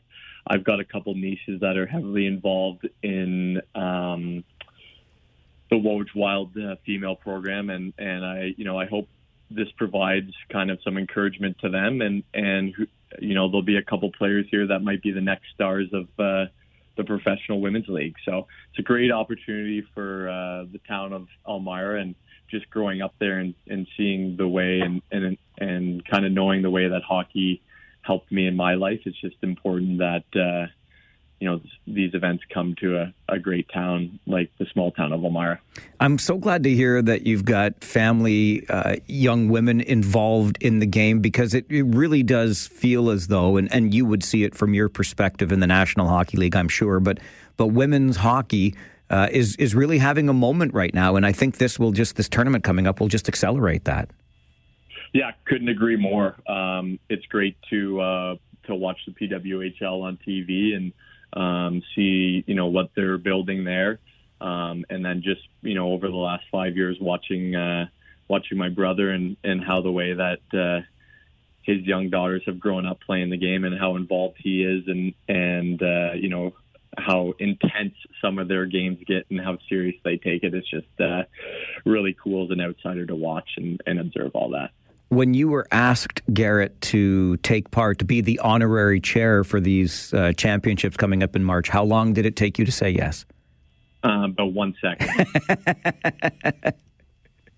Yeah, it's a super cool opportunity. I'm going to be hopefully around for most of the weekend, watching some of the games, participating in some of the events, and it's just a great opportunity to check out, Canadian university hockey, both men and women, probably don't get the credit that they deserve with how good it is. So come out, support. There's still some volunteer positions available for people to join in, and lots of tickets on sale as well. Just before I let you go, I can't help but think on what we've talked about with your two-sport career as a referee in the National Hockey League, as a golfer.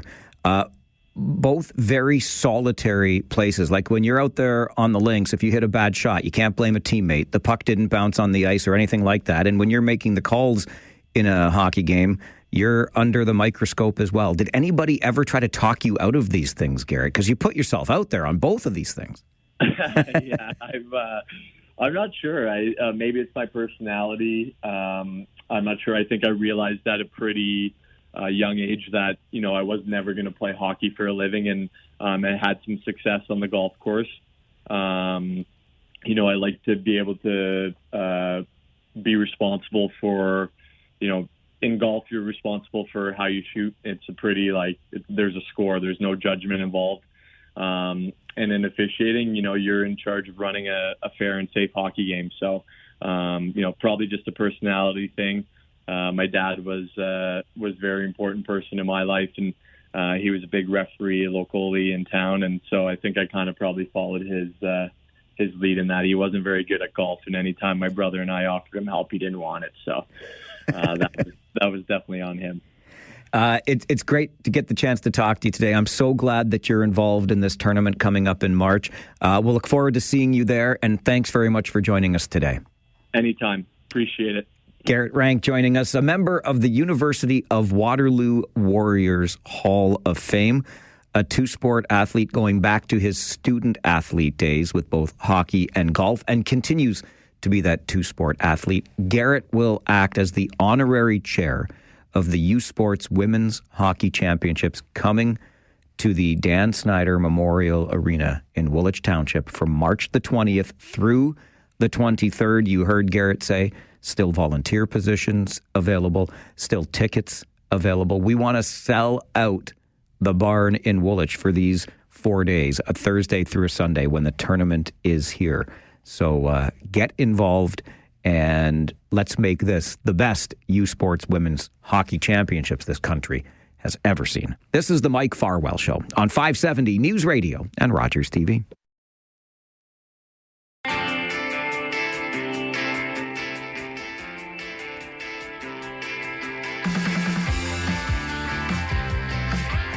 Well, it was just the #1 Canadian movie at the box office this past weekend. No big deal. It's the story of 40 years of a highly regarded, well-known Canadian band. The documentary is called Lost Together. I've told you that several times this morning without telling you the band's name because I figured you could figure it out. And to make this entire story even cooler, the director of this documentary is a native of the fine community of the region of Waterloo. Will be at the Princess Cinemas tomorrow and is on the show with us this morning. Dale Heslip, pardon me. Good morning, Dale. Hey, how you doing, Mike? I'm doing just fine. Little correction, I grew up in Kitchener, not Waterloo. Well, I wanted to go Waterloo region. I was told KW, and I never want to mix the metaphors. Anyway, I'm glad. Where did you go to high school? I went to Forest Heights. Forest Heights Collegiate. Good old, you were a Trojan. Oh, right, I forgot about I know. I had to think about it for a second myself, and I wondered, do they still call them Trojans at Forest Heights? I don't know. Yeah, I don't know. Anyway, from one Kitchener native to another, congrats on the success of this. #1 Canadian movie at the box office. That's not too bad. I know, it's insane, actually. It's insane. It's just the reaction this movie's been getting is, like, phenomenal. We did the screening in Toronto on Saturday night. 600 people, all sold out. It played the Montreal Forum on Sunday. So it's been sort of exciting to see the reaction this movie's been getting. Absolutely incredible. And I don't think I have yet mentioned the name of the band, but I've been teasing it as Lost Together all morning long. I'm sure people can connect that to, of course, Blue Rodeo. But how did you get involved in the project, Dale? Well, believe it or not, I designed their very first album cover. So I've known them for 40 years, but that's when the relationship started. I've sort of, seen them over the years, and they'd been approached a few times to do a documentary, but when we finally convinced them, they were ready, and it was mainly to do with the fact that they knew me, and that this is the 40th anniversary of them being together. So what kind of access did you have in putting this together?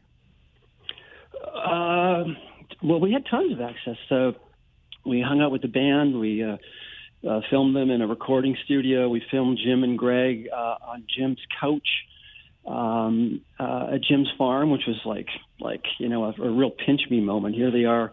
While we were setting up the cameras, they were rehearsing Gordon Lightfoot's song for their Gordon Lightfoot tribute at Massey Hall, and we're all like, "This is awesome." We had complete access to their archive, which is stored at the University of Toronto. It was full on, and it was fun. I have to say, it was a lot of fun. After we did the recording session, I came home and I was taking out the garbage, and one of the neighbors was like, "So how was your day?" I said, "It was awesome. I was hanging out with Blue Rodeo in the studio." That would be one of those pinch me moments for sure. And then your neighbor probably said, "Wait a minute, like, how do I get to hang out with Blue Rodeo in the studio?" Like, well, you have to be a documentary filmmaker is what you have to do. Yeah, pretty simple. You get to be right here back in our home community at the Princess Cinemas, which is, of course, going to air Blue Rodeo Lost Together. But how does it feel to kind of bring this literally home?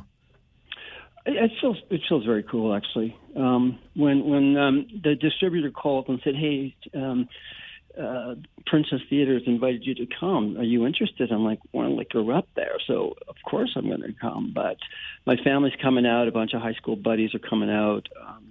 It's kind of. I'll be honest. I feel a little nervous about it, but I think anytime you screen your art to people you know and care about, it's a little more nerve-wracking than if it's like the general public.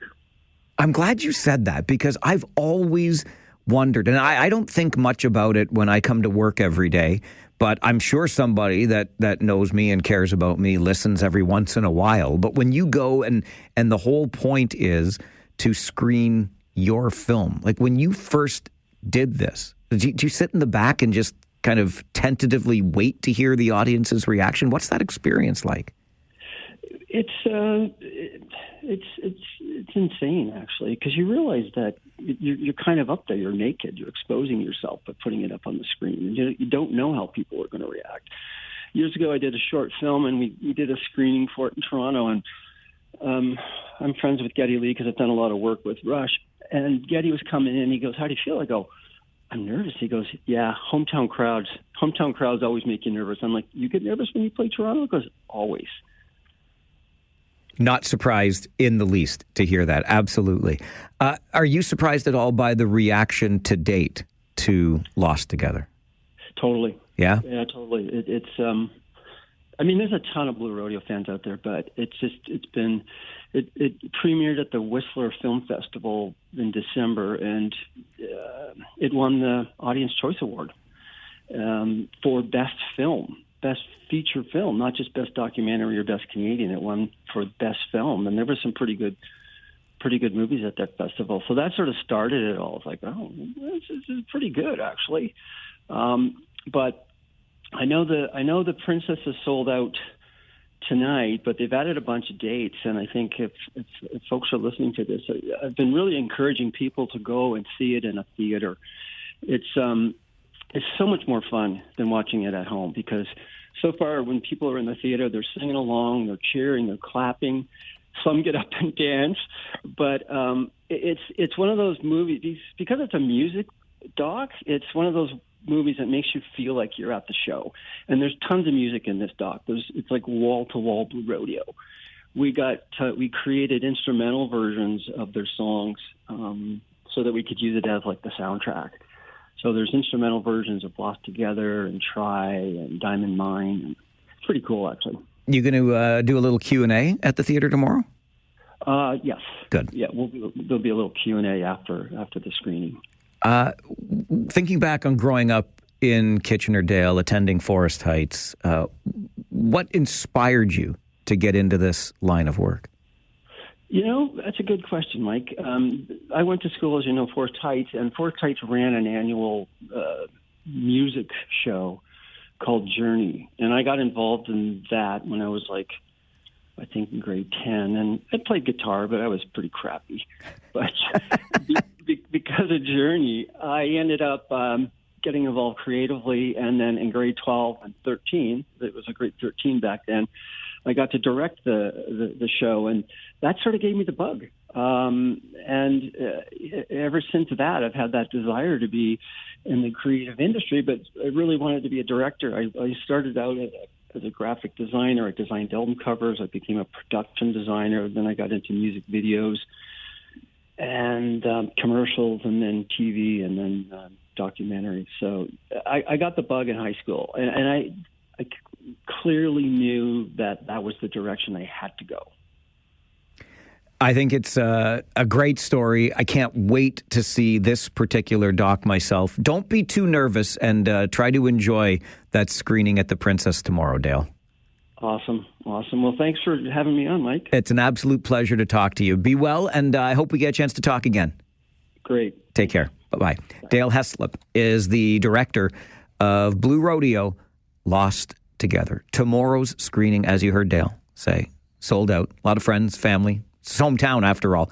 However, you can see Blue Rodeo Lost Together at the Princess on Friday, Saturday, Monday, Tuesday, next Thursday, Wednesday, next Saturday. It's just go to princesscinemas.com, okay? I don't need to read you a laundry list of dates. Go to princesscinemas.com. Find a showtime that appeals to you, because I know that the music of Blue Rodeo appeals to you. And the documentary from Kitchener's own Dale Heslop hits the screen at the Princess tomorrow. This is the Mike Farwell Show on 570 News Radio and Rogers TV.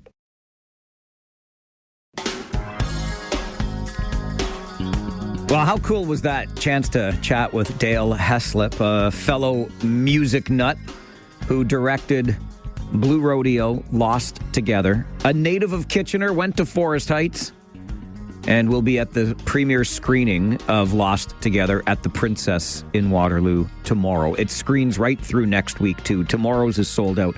Check out princesscinemas.com to find all the showtimes. I highly recommend checking out the doc. Made by KW's own, Kitchener's own, Dale Heslop.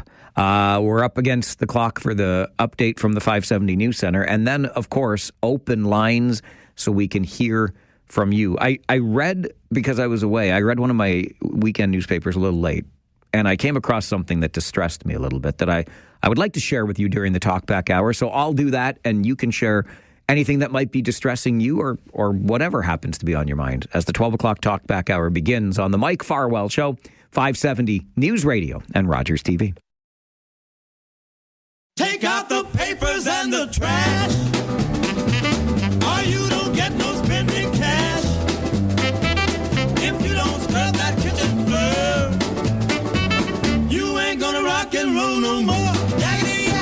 Don't talk back. Just finished cleaning up your room. Let's see that dust fly with that broom. Get all that garbage outside. Or you don't go out Friday night. Jaggedy yak. Don't talk back.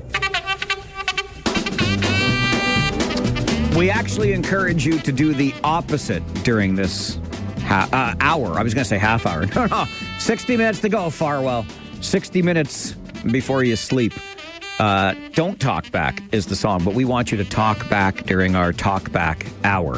519-570-2545. Star 570, 1-800-570-5715. Phones already lighting up, so let's get right to them. Mark, you get to start us off on the Talkback Hour. Good afternoon.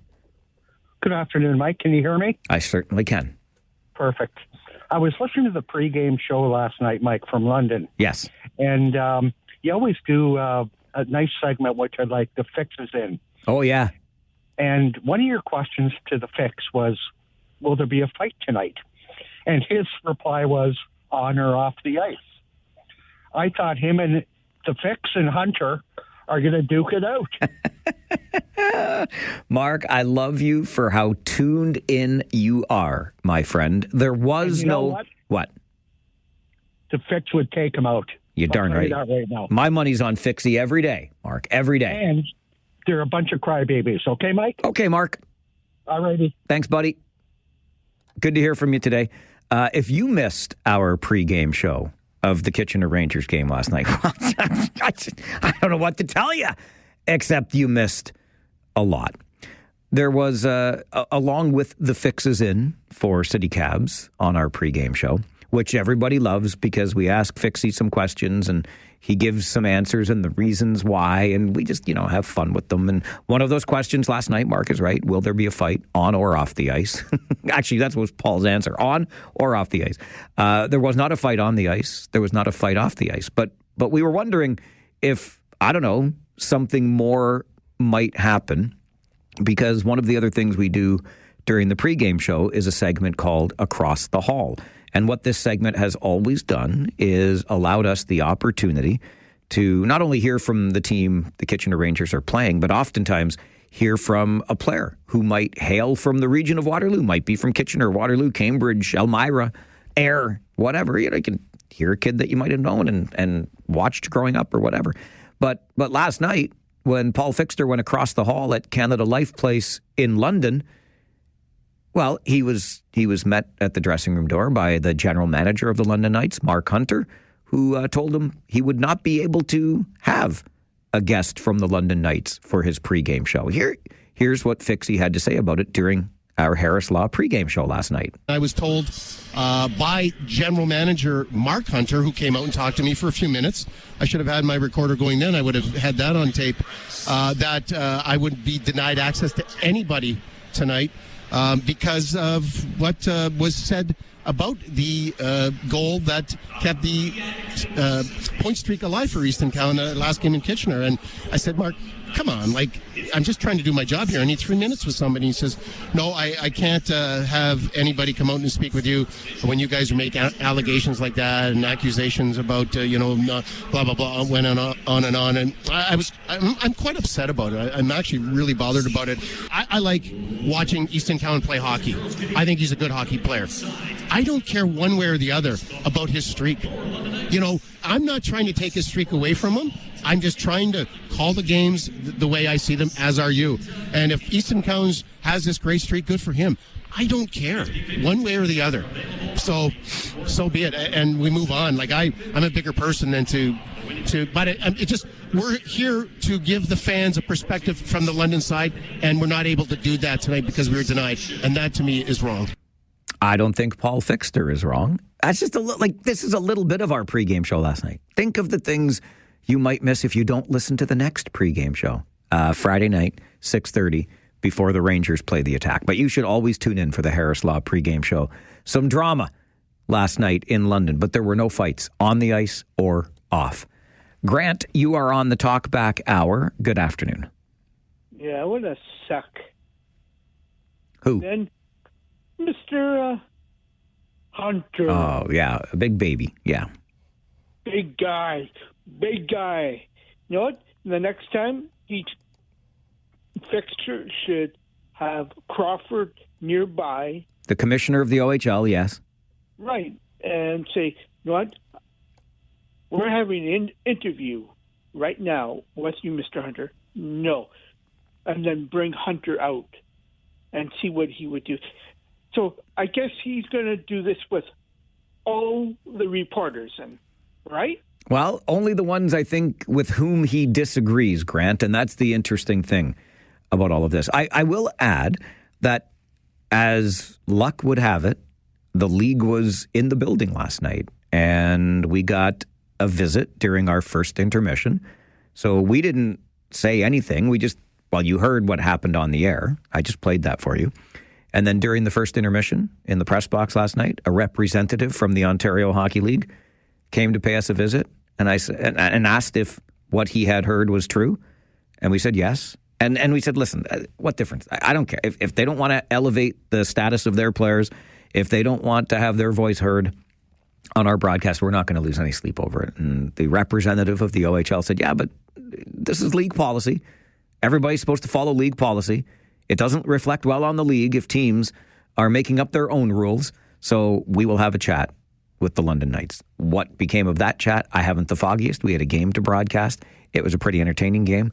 But it does come across as juvenile behavior on the part of one of the 20 clubs in the Ontario Hockey League. Never have I ever, in all of my years, been denied that access before. But last night, we wrote a new chapter in the life of an OHL broadcaster, at least a life of the OHL broadcaster in London. It's your 12 o'clock Talkback Hour. This is the Mike Farwell Show, 570 News Radio and Rogers TV.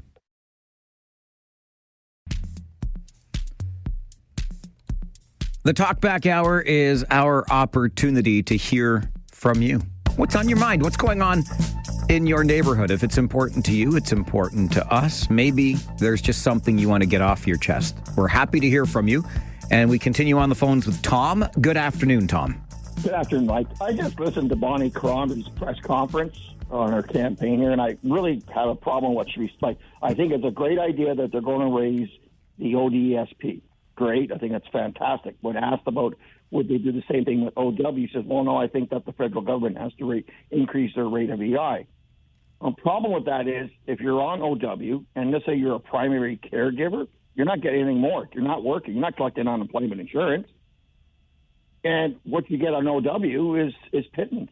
You know, you cannot go back to work. You cannot do anything. You know, trying to make an extra amount of money, you're going to get penalized for that.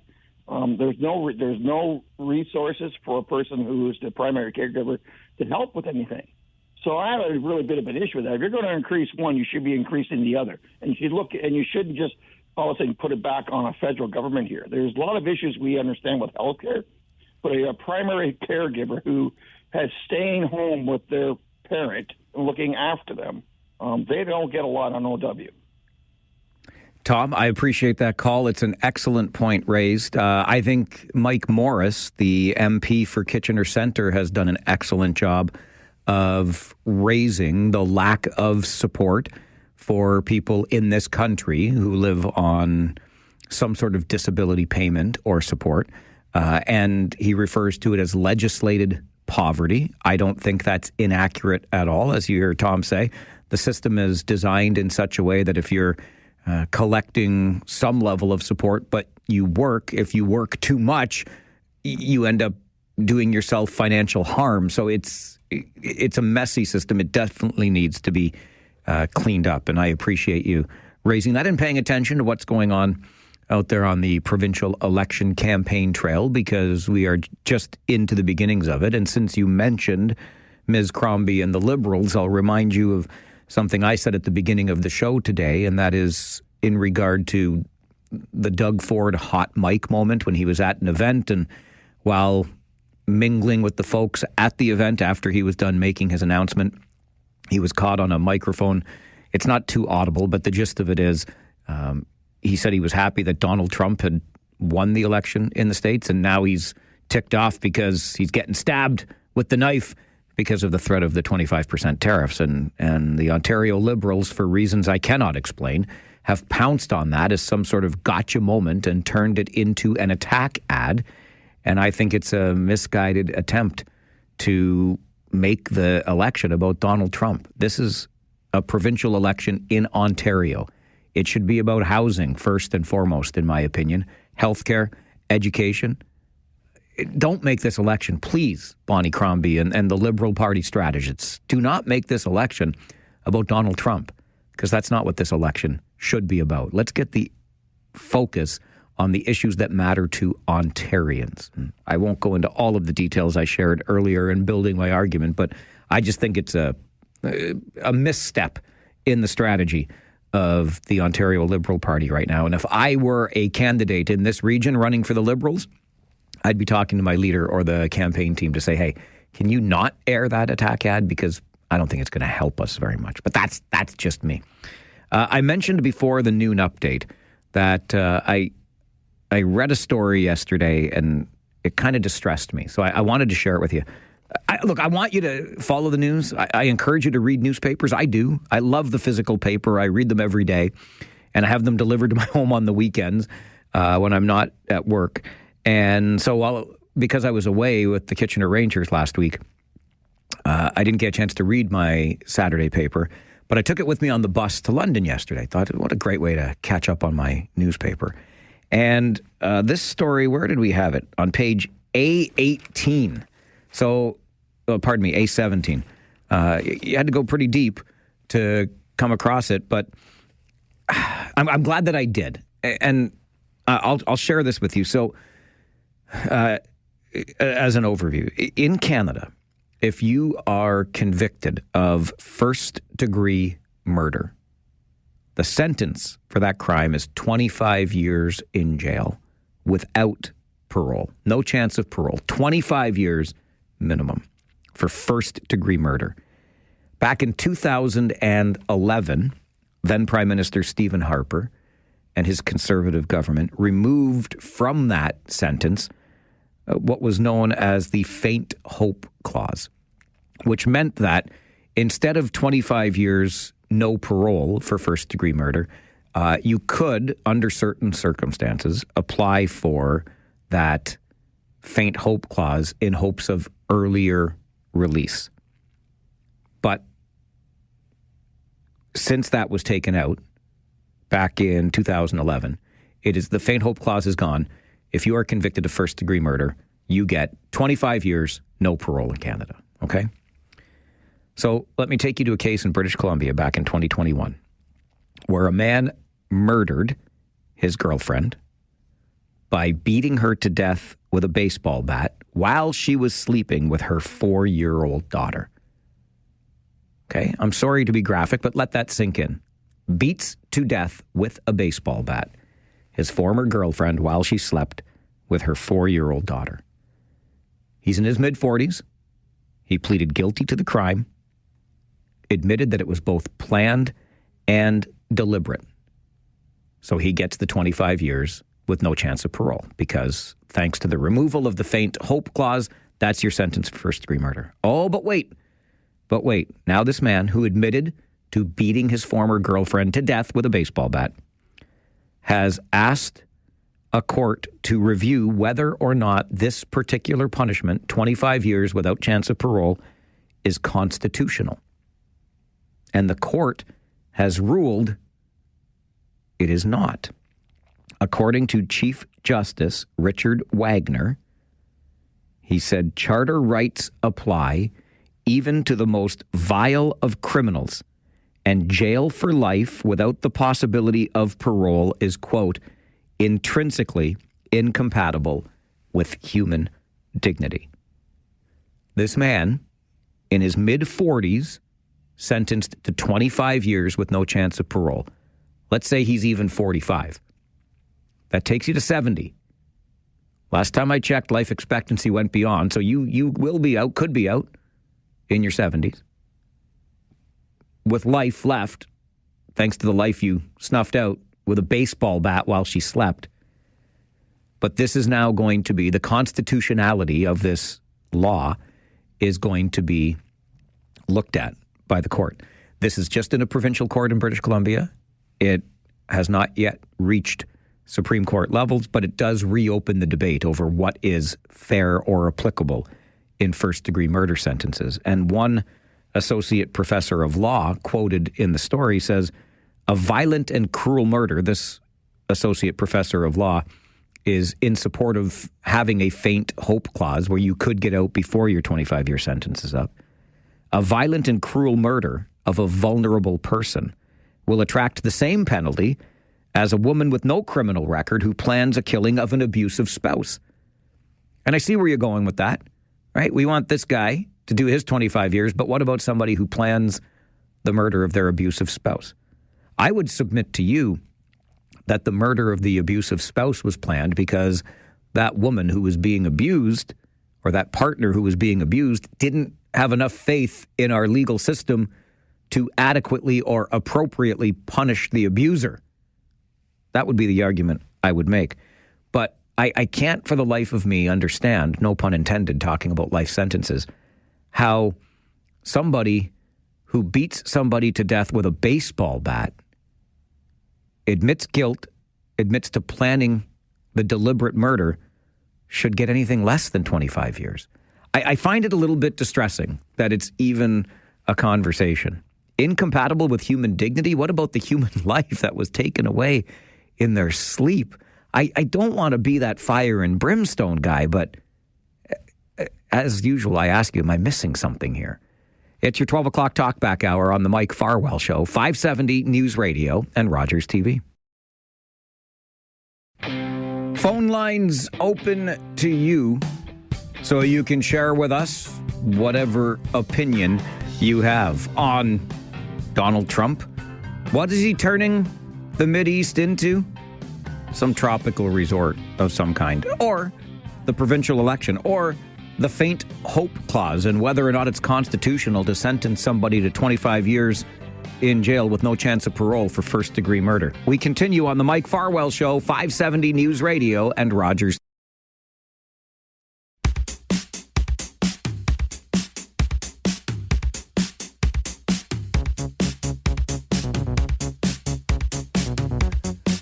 Thanks for that update, Hutch, because you remind me of another conversation we had on the show earlier today. And look, I'm not here, I promise you.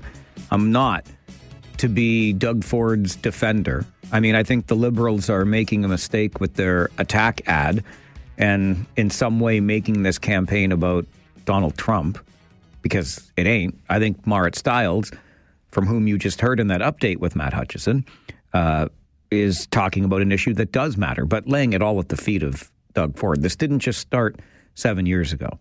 We know this. We can actually go back about 30 years to find the roots of the downloading onto municipalities and the closing of institutions that have put people in precarious positions out onto the streets with no other place to go.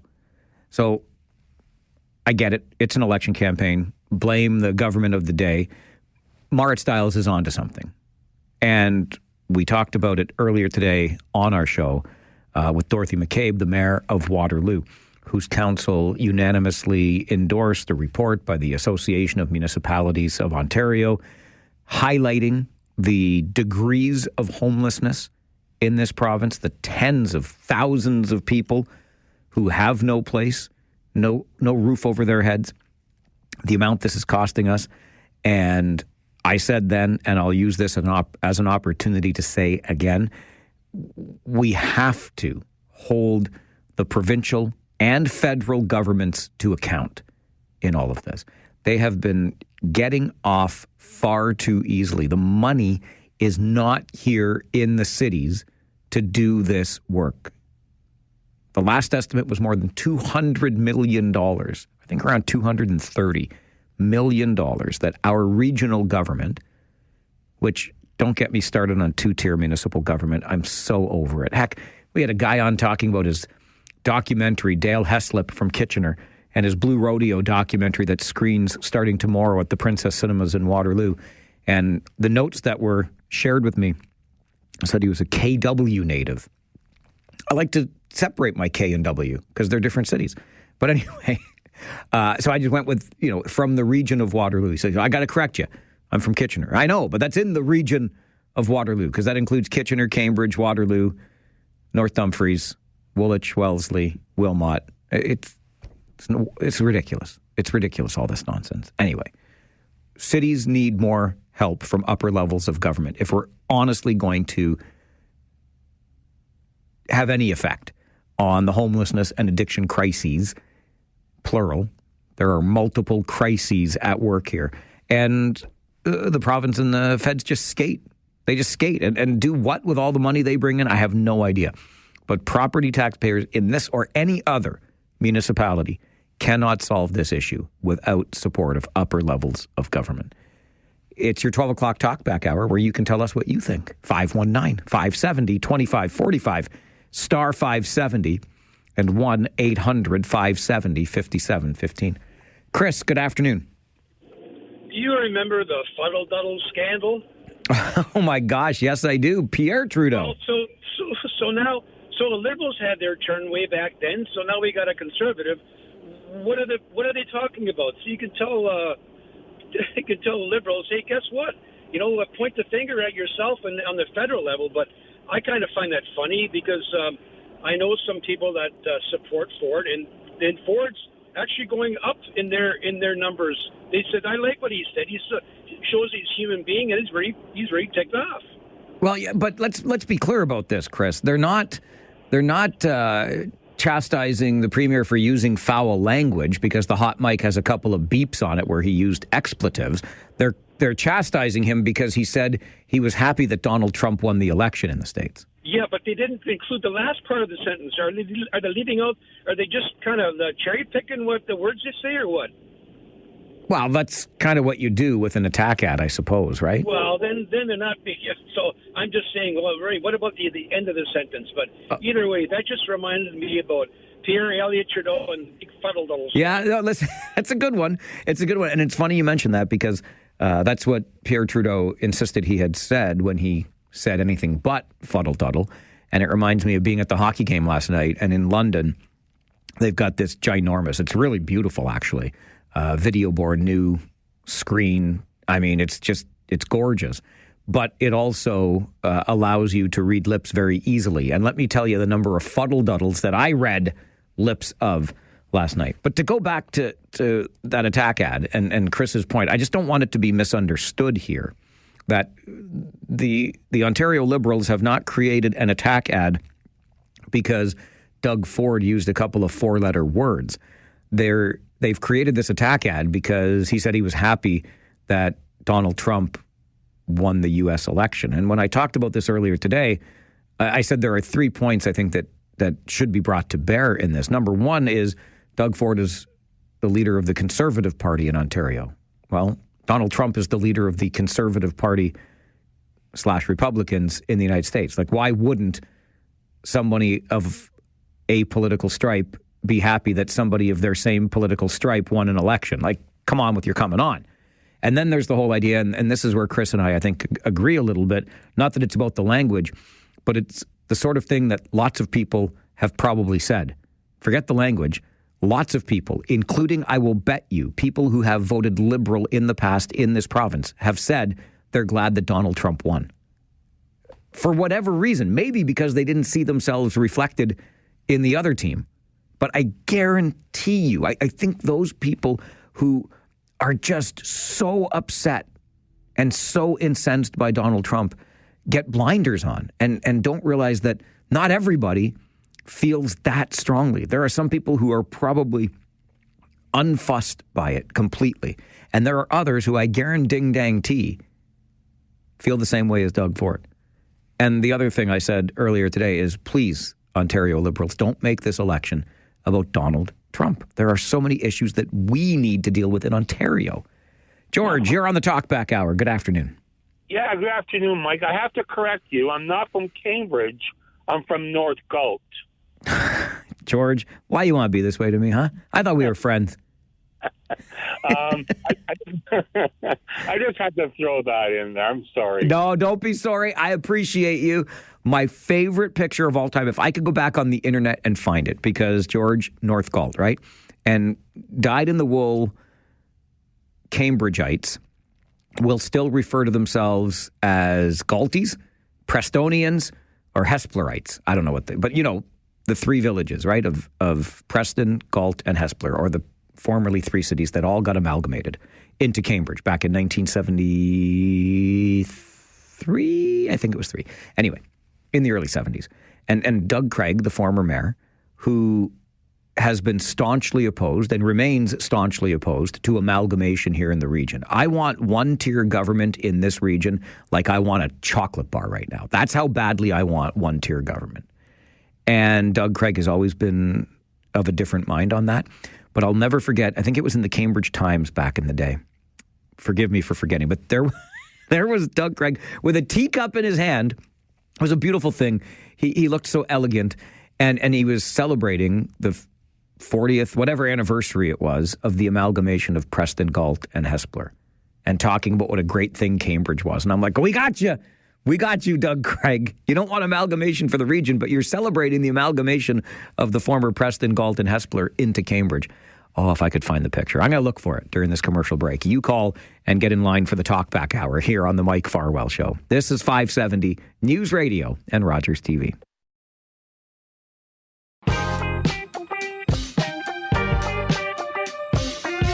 I can't find that picture of Doug Craig. But I promise you, with all of my heart and all of my honesty, it was a thing. Somebody get on the horn with my buddy Bill Doucette, still one of the great writers for newspapers in this community. It might have been the Cambridge Reporter. Anyway, Doug Craig at a tea party talking, extolling the virtues of amalgamation. I'm not making it up. I promise you. It was celebrating the amalgamation of Preston, Galt, and Hespeler into the city of Cambridge. It was a thing. I just can't remember. I can't find the picture, but it was there. I promise it was. Come on, Bill. Help me out. It's your Talkback Hour. Kyle, good afternoon. All this political talk, what kind of chocolate bar do you want?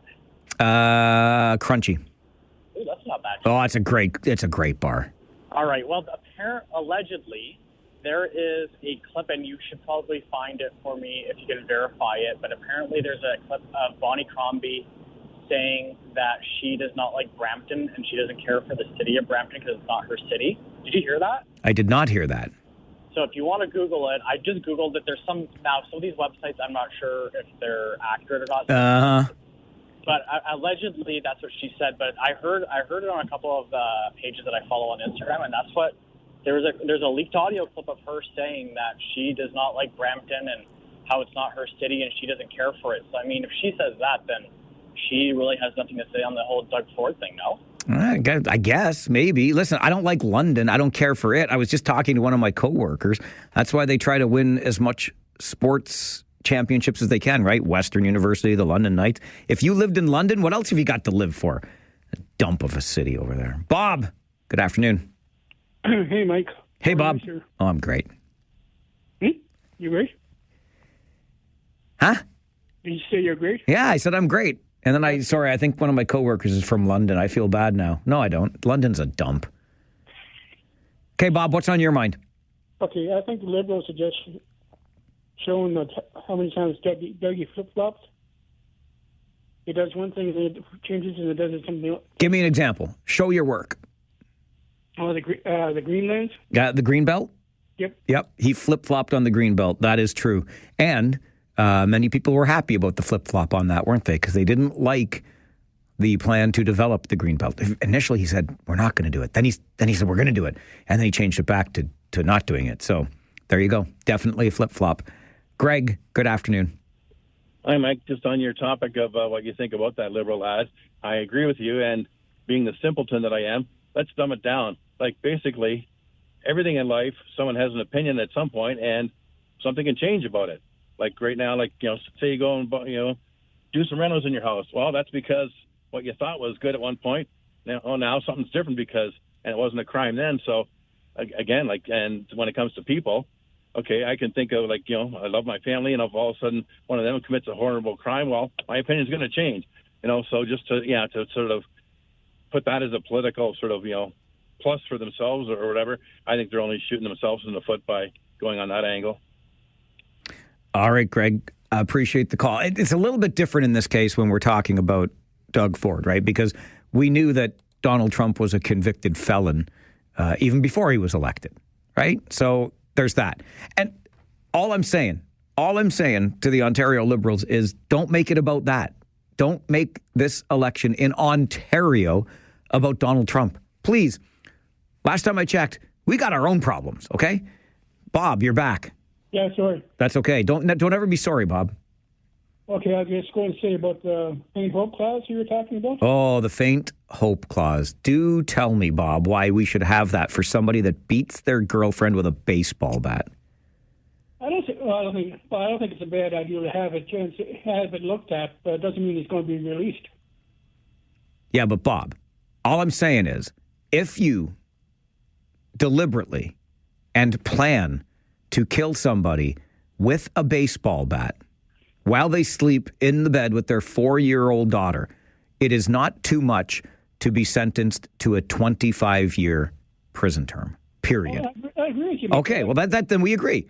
Then we don't need a faint hope clause. We don't need a maybe this circumstance or that circumstance. If you commit first degree murder, planned, deliberate, 25 years. That's it.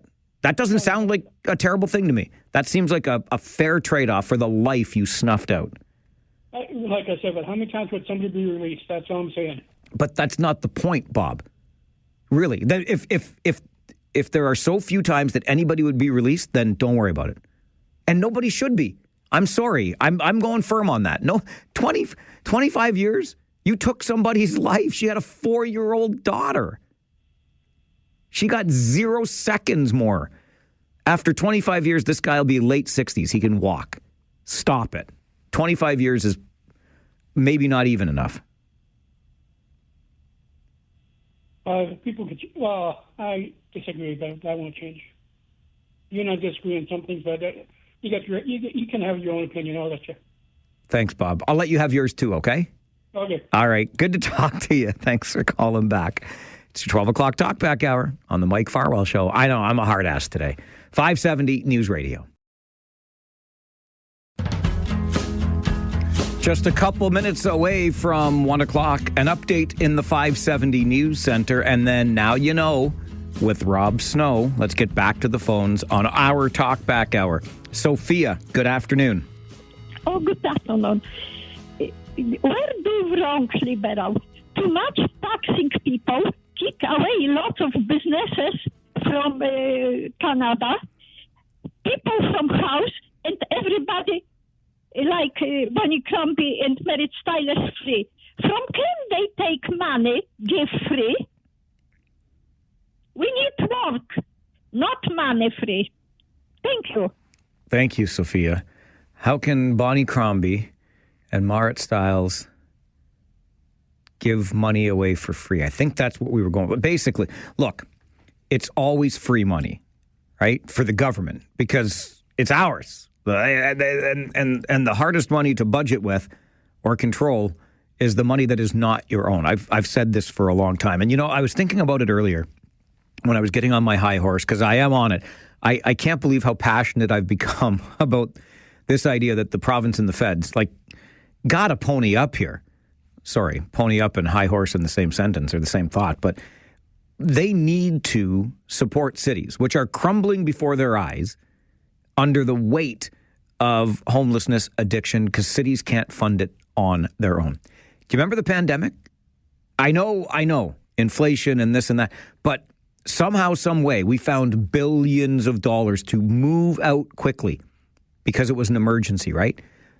Dear federal government, dear provincial government, I know you're prorogued and in the midst of an election campaign, but when you get your feces amalgamated, there's an emergency. There's an emergency in our cities, and you can find the way to help fix it. Come on with your coming on. I got to get you to the news center for an update. I got to get you to Rob Snow in Ottawa with Now You Know. Devin Robertson, our guy on the other side of the glass. My name is Mike Farwell. Bye for now.